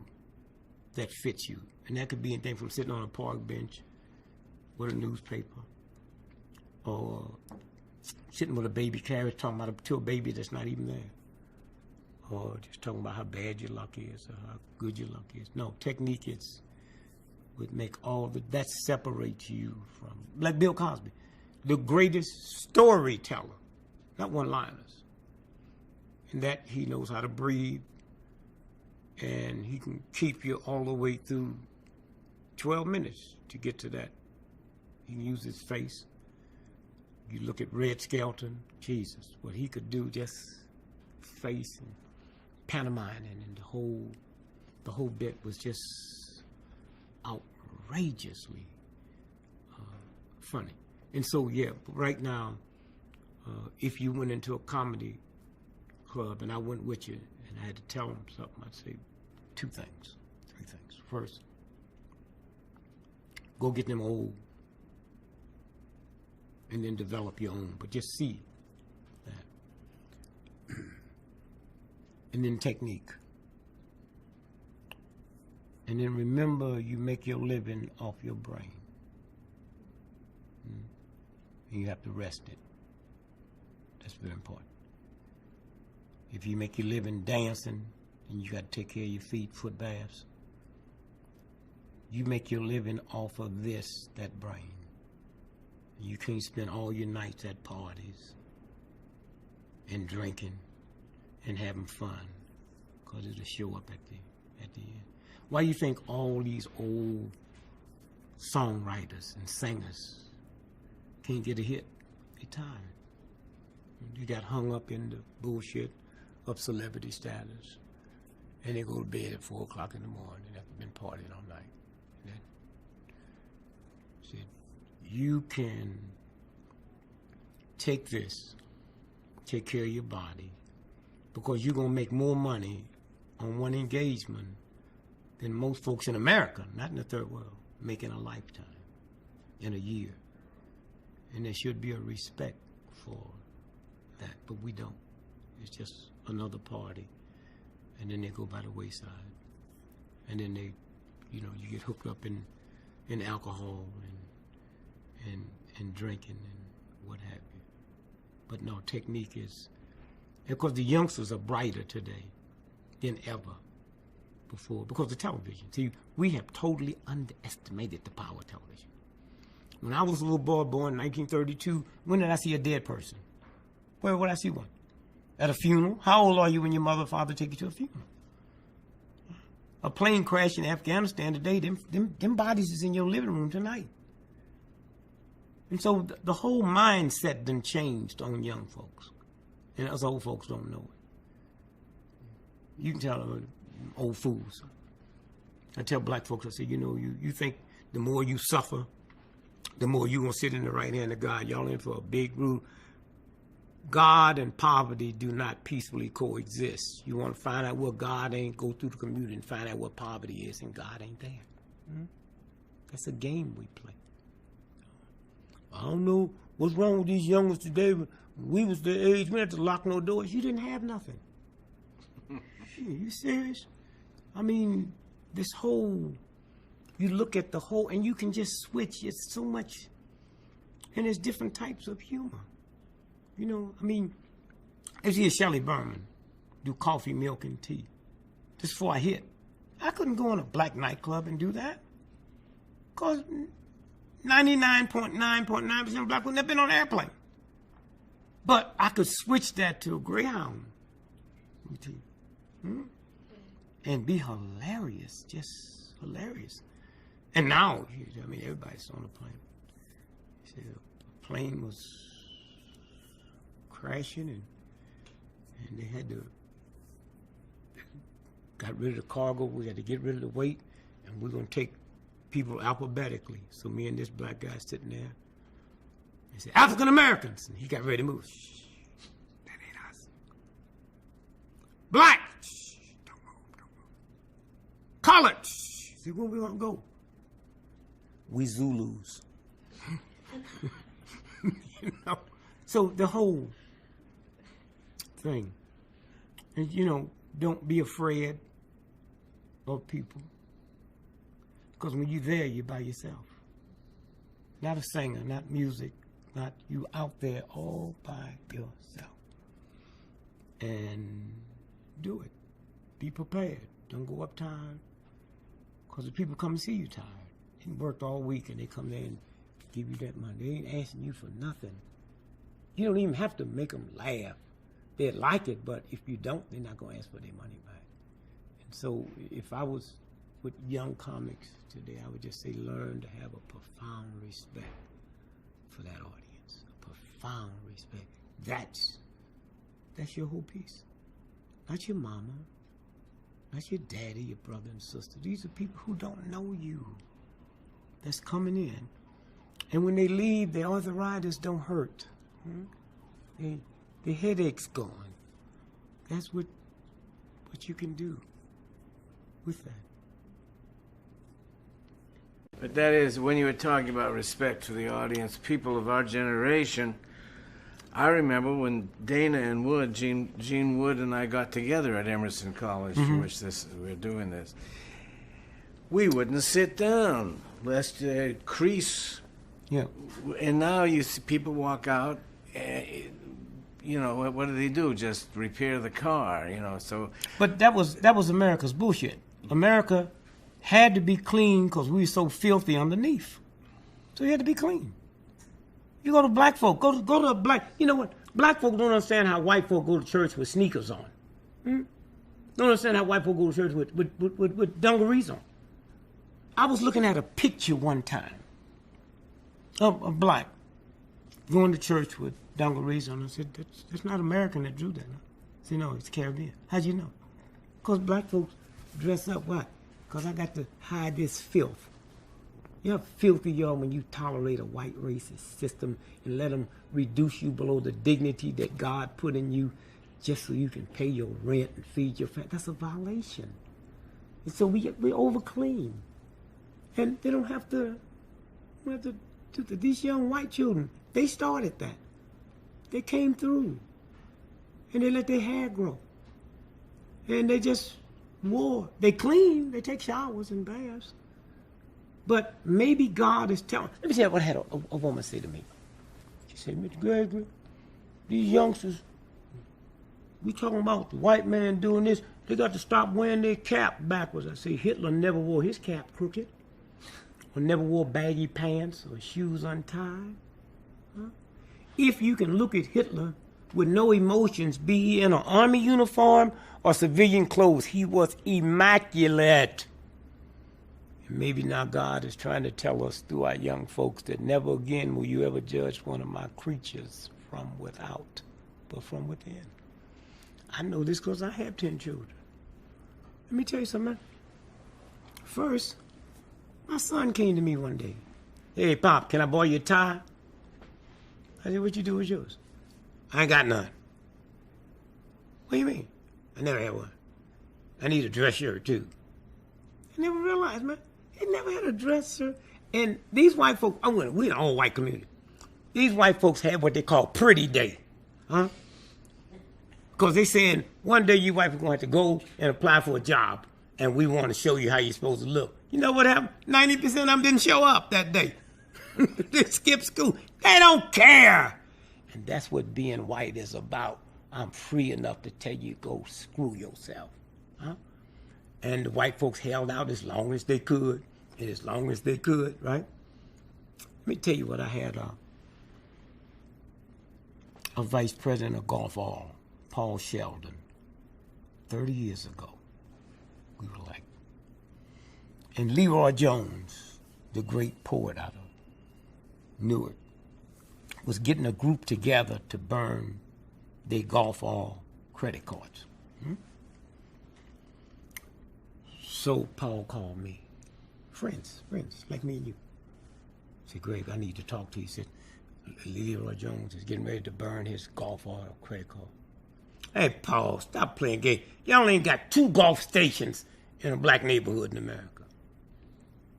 He said, I need to fly in and talk to you. So he came from Houston to Chicago. And let me tell you what this white dude told me. He said, this movement out here is changing the conscience of young whites. Young whites. 25 years from now, we're not worried about Negroes to survive our company because it's just exploding. They're not majoring in archaeology, okay? 25 years from now, the people we're used to survive is people that can go down in the bottom of the ocean and know about archaeologists. He said, but this young white consciousness is changing so fast. If Leroy Jones boycott us, there's little white children that 25 years from now will not come and work for our company. Huh? That's where this thing is going. And you see it happening. You see it happening. I remember a friend of mine, George O'Hare, Sears and Roebuck. He told me, he said these little white dudes would come to work and have their little hair. They'd be wigs, man. And when they leave, they go out, take their wig off, that hair flow down, they go in the back of the Sears and Roebuck and get on their motorcycle and drive away. But it's there. And that's a good sign that you can just walk out and do your thing. Mark Saul was the same. Mark Saul could never work Vegas. When he's one of the hot actors, because he would never put anything on but a sweater. And they said, no, you got to put on them thugs, man, a bunch of bandit, cutthroat dogs below scum ran Las Vegas. But and did Vegas ever think they'd see today? They'd have white groups out there barefooted, no shirt on, 22 guitars, and packing the house. The whole thing didn't change. White woman told me, you got to learn English. You got a white boy that's governor of California. He can't even pronounce the state. Since when I need to learn English? You know, what's this game about? And so that whole thing then changed. The rhythm then changed. But look at what people would say when we came through. I can't believe he said that. I can't believe he said that. You know, and the whole rhythm. It have to change. As 5 years old, you sitting watching TV, and you watching TV, and you see everything. I don't know how cops let these TV and these movies get by, where the cops is always chasing somebody and running into brick walls. I can't believe because little children see that. And they can't think much of a cop. Because that's real, that's straight life. When you looking at something that you grew up with. And now they're free. You cannot walk into a classroom no more and tell who's the smartest in the class, because people don't feel like they have to look smart. I mean, when I was in school, I was one of the dumbest, and I'd go take a test, and I thought if you bite the pencil and hold your head like that, and I got wise when I looked in and see now, I just put my name in, turn it in, and leave. Wasn't nothing on there I knew. And then the little girl, Helene, that made straight A pluses. She'd been there an hour and a half after everybody left. And she'd be so nervous. How'd you do? I don't know. In 3 days when the grades posted, she'd make a A plus. How can you be smart and you didn't know? Listen, I knew I didn't know nothing. I walked out, so I'm ahead of you. I stood in that class for 2 minutes, read it, didn't know nothing. I came out and just had a ball. You walking around nervous, all stressed out, and you make an A. And the only time I really got upset in school was I'm in an all-black school. Teacher flunked me in English. And the first time I ever heard a teacher, how can you flunk me in the only language I know? It'd be different. I understood Latin or French. All I speak is English, man. And for you to give me an F, you saying I can't talk at all. I mean, I'm not asking for a B or C, but give me a D. Now, he didn't know, I didn't know that I would make my living talking. He flunks me in talking. Give me a break. You know? But no, I don't think. I think where we go today is the mindset done changed. That I don't have to come out. Let me tell you, go back one day and think about that question. And go back to the 30s and all the Hollywood movies was big chandeliers, you know, big, because people went there because they didn't have nothing and they go there to dream and get lost up in it. People would go out to be entertained, and they don't have to do that now. You get just as much entertainment at home if you got some. When they come out, they'll come out just to enjoy themselves and have fun. And it ain't got nothing to do with you with a tuxedo on or this or that. Were you a good singer? You know, can I listen to a good singer with some old jeans on and some old beat up sneakers and hear the voice? You know, that's the difference. You know, and that's where it's going. And it's too late to turn it back. You know, it's out there now.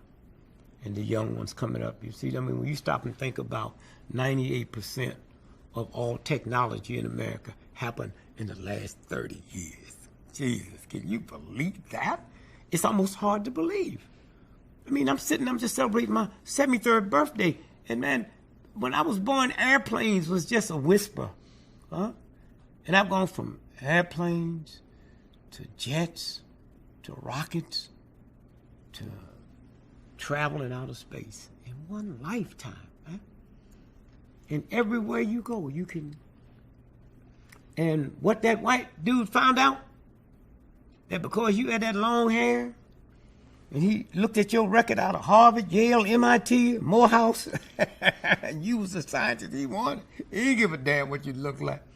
You know, you got to come in there and create me some patents that I can make this. And that's what them young boys on Wall Street.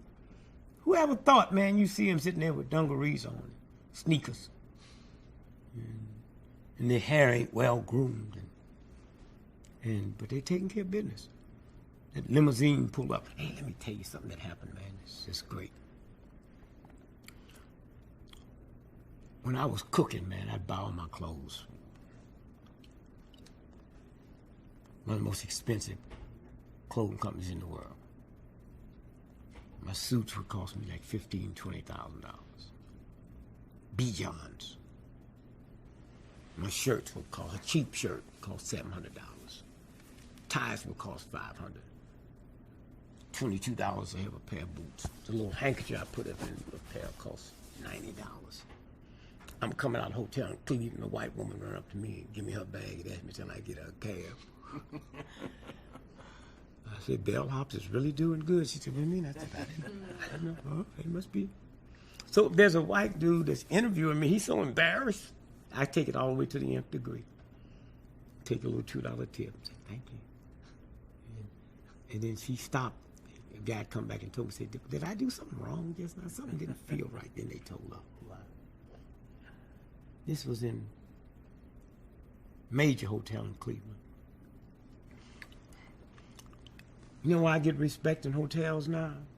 Not because of the Harry Belafontes or the Pearl Baileys,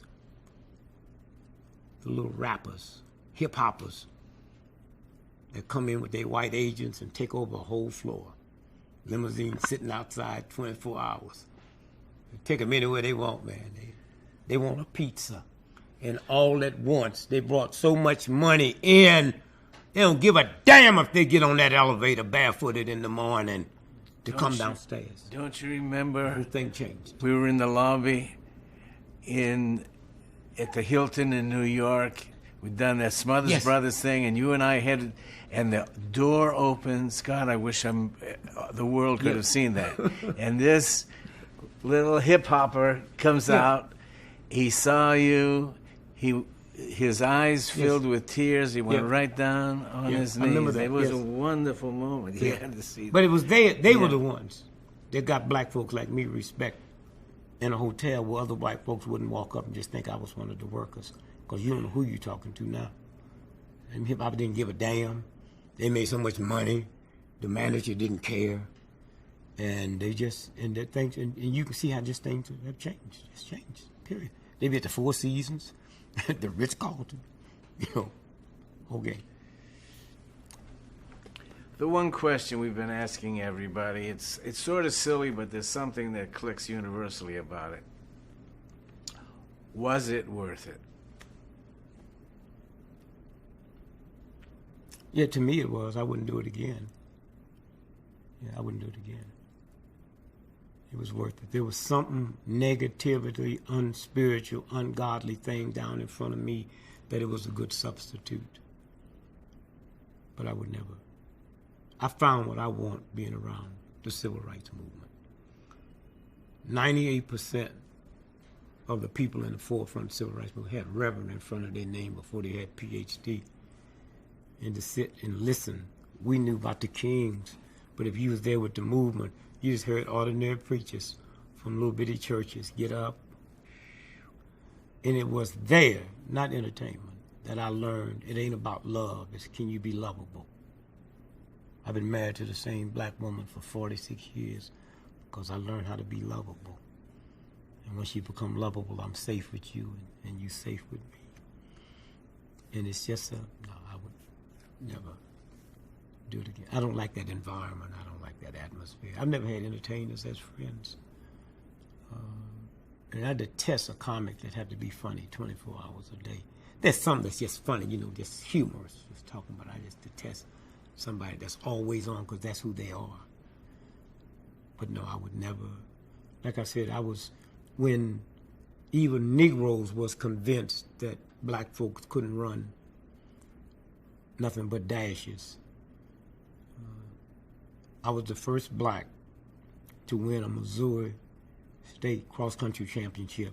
The first time in the history of America, a Negro had won a cross-country championship. First time in America, a Negro had won a mile championship when we thought that the dashes. And when I ran faster than anybody had ever run and didn't get credit because I was at the Negro meet. We shut the school down. I understood the power of a white man. He said, "What do you want?" I said, "I want my record to count." "That's all?" He made a phone call, signed the executive order that sports was integrated. So the state of Missouri now will pride themselves of integrating these schools before the 54th Supreme Court decision. So history, they will never have to say that they had it was that little demonstration in St. Louis with the NAACP. And then from there, we went to the state meet. Now think about this. University of Missouri. For blacks to go to was in Jefferson City, Lincoln. For whites to go to was the University of Missouri. #1 journalism school in the world, but I couldn't go there. So I went to Southern Illinois University where I could go. So last year, I go to the University of Missouri to get an honorary doctor's degree. I said, gee, have things changed? There's 20,000 people out there. Have things changed? I want to talk to you young folks. I was born in 1932. You couldn't do nothing if you was a Negro but work up here. Janitor. I said, but everything I see today, that I would stand here today, y'all just witnessed it, with a bunch of old white men with robes on, put a hood around me. So I'm one of the boys now. You know, so you sit, but go back to, you forced them to integrate track. So now we run in the state meet. My high school, 1940, 81% of my high school teachers had PhDs. Harvard didn't have that percentage. You know why? Because a black with a PhD, where was you going to work? You wasn't going to Harvard, Yale, MIT. High school.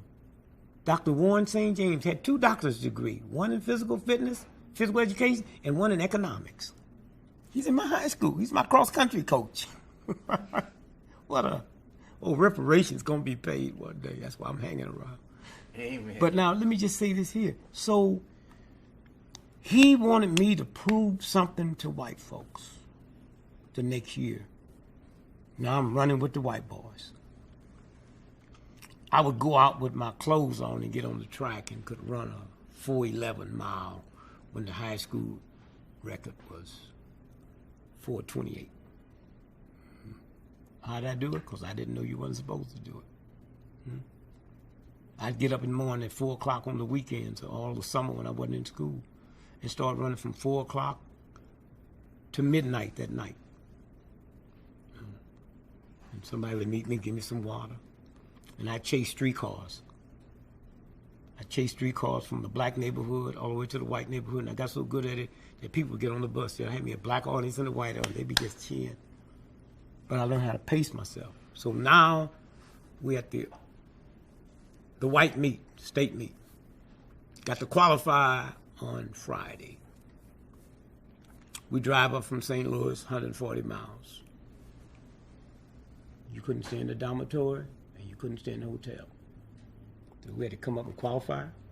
They didn't drive back to St. Louis. They come back that morning.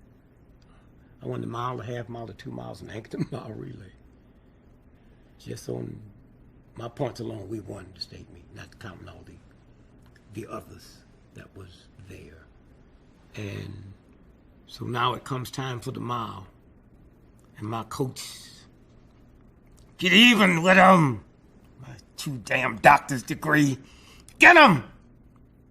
So the best miler in the state was a white boy from Cape Girardeau, Missouri. He'd run about 4:29. I slapped him on the butt. What you look like, son?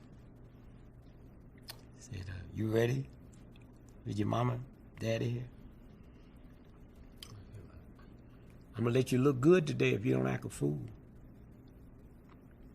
So I laid behind him for 3 laps. The governor had invited 11 governors to see the nigger, super nigger. I'd already set the world's record last year at the black meeting, didn't get credit. I'm not gonna give you white folks the pleasure again. So I won the mile, but not in world record time. My coach went crazy.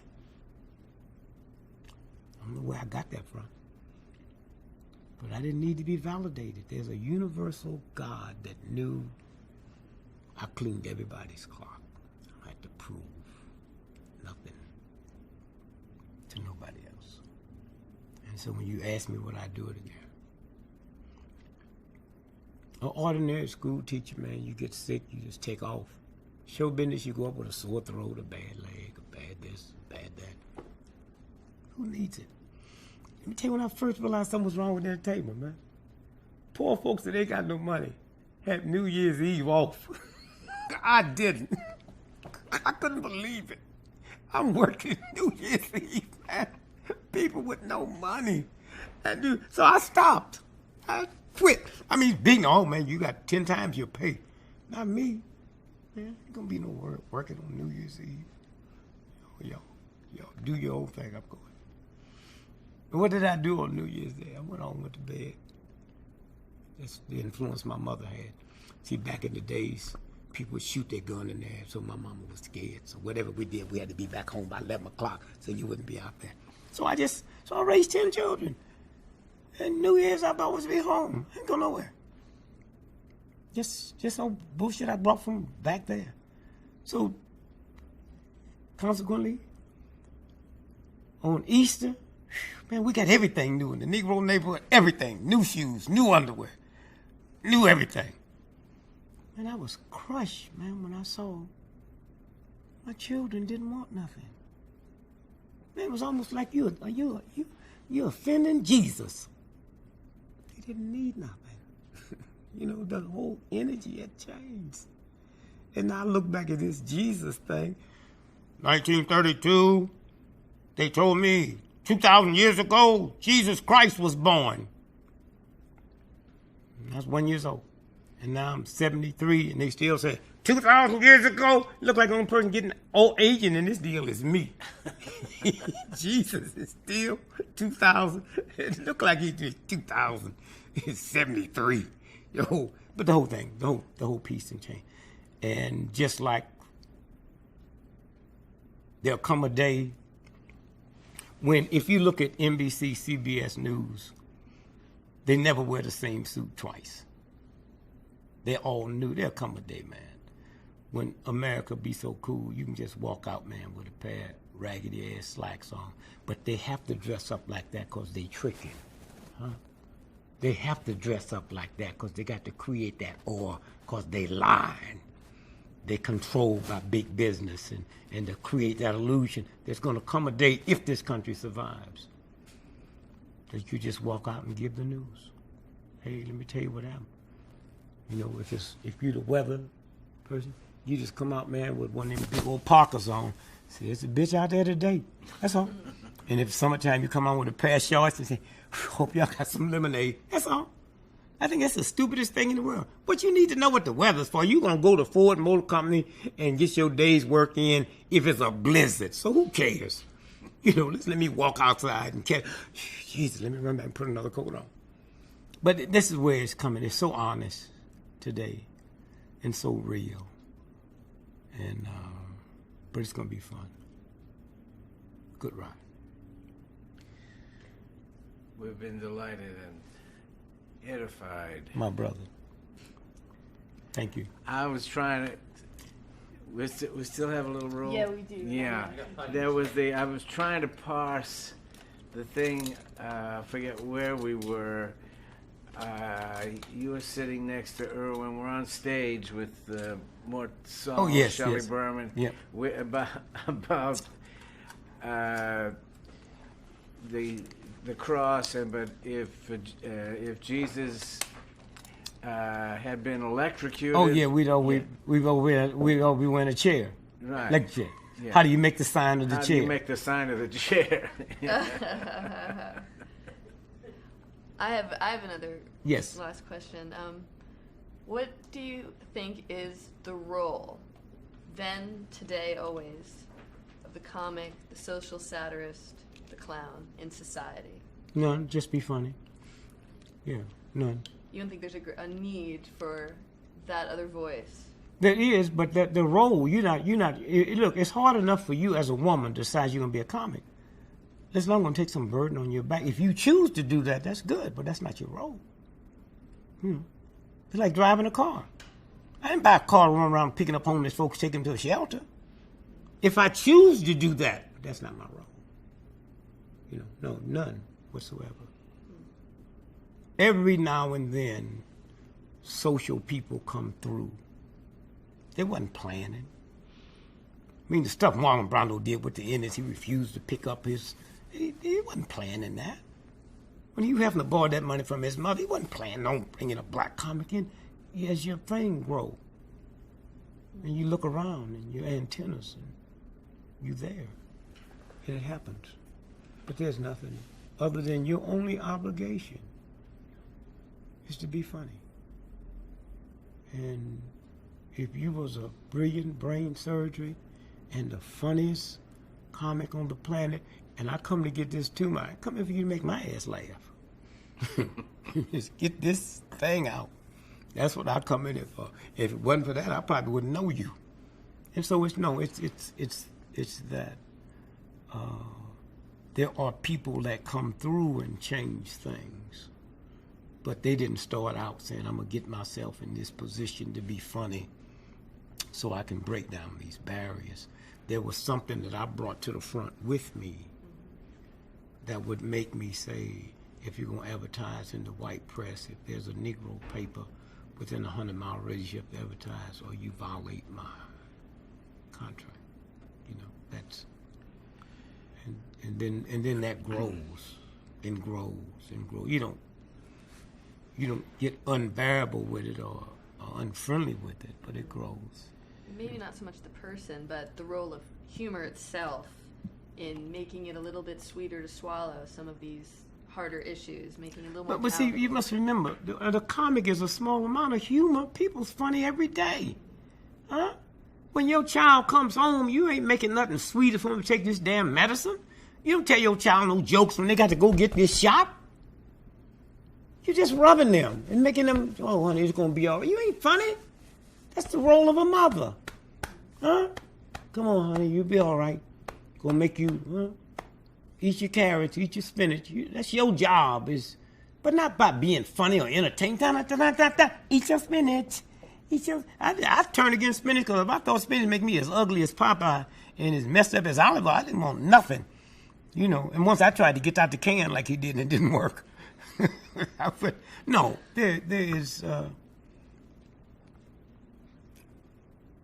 when my oldest daughter was getting her doctor's degree from London School of Economics, I went over there. And I saw a white... See, when I was a little boy growing up, if you saw a tattoo, you knew you was in the presence of a felon. Huh? So when I get over to London to my daughter's graduation, and I see white women getting their third and fourth doctor's degree, their hair dyed green, light pea green, and blood red, and purple, and tattoos up to their eyeball. I looked at my wife and said, I wonder if these white folks know where this ride is on its way. Huh? Where it's on its way. Because all at once, we gave them a gift. That you don't have to take the bullshit. I'm talking about white folks. You don't have to. Why you think they had to go get Mexicans to take our place? And they got to get Mexicans, they had to get Mexicans because my daughters ain't gonna tolerate off white folks what my mama did. Huh? You grab my mama's titties, oh, Mr. Wallace, you didn't mean that. Huh? You grab my daughter's titties, you had a lawsuit and maybe a fight. So all of those, they gone. They gone. And I had a guy told me, billionaire, white guy, beautiful guy. I was going somewhere in Detroit to do something, and he says, man, I couldn't wait for you to get here to tell you this story. See, we had this wedding, and all the rich folks come from all over the world, and we had it at this little place in West Virginia. Arlington, West Virginia, this big old country club, fabulous. So my 5-year-old daughter's there. She said, Daddy, where's the black people? He said, well, you see, this is family. And the lady's getting married. You saw her family, and then our side of the family. And there are no black folks in the family. She said, then if there's no black folks in the family, something's wrong with this wedding. This little 5-year-old child. That's where this thing going. And going. Because little children is not born racist or prejudiced. They learn that from their mom and dad and the people that they're around. Let me say that the fastest growing population in America is Mexicans. Bullshit. Now look, let me think about this for a minute. Almost 300 years ago, they brought me over here as a slave, right? And one of my functions was to reproduce slaves. So I was brought over here to screw. That was my job. Now here's some Mexicans come over here to pick peaches, right? At below minimum wage to send some money home to my pop. So if I'm brought over here to screw and they come over here to pick peaches, how you telling me they outpopulating me? There's something wrong with that story. And if these Mexicans is having so many children, how come Mexico don't look like China? Or do you wait to come to America to have babies? There's something wrong. It's a game they play. And then the Mexicans will send their children to college. And then their children go to college. And then they got another group they're going to replace them with. I think it's going to be the robot. The robot. They got a robot to do brain surgery. And it's impossible for that robot to make a mistake. So about 10 years from now, a brain surgeon won't be able to get insurance. And I'd rather have a robot operating on me because can you imagine if I'm your doctor and I'm going to give you brain surgery today and I wake up and find my brother in bed with my wife, you know what kind of operations you going to get? Get the brain. That robot don't hit on my old lady, don't steal my whiskey, don't go through none of them changes. So it's just fascinating where it's going. Thank you. Thank you. Bless you. You're just Bless you.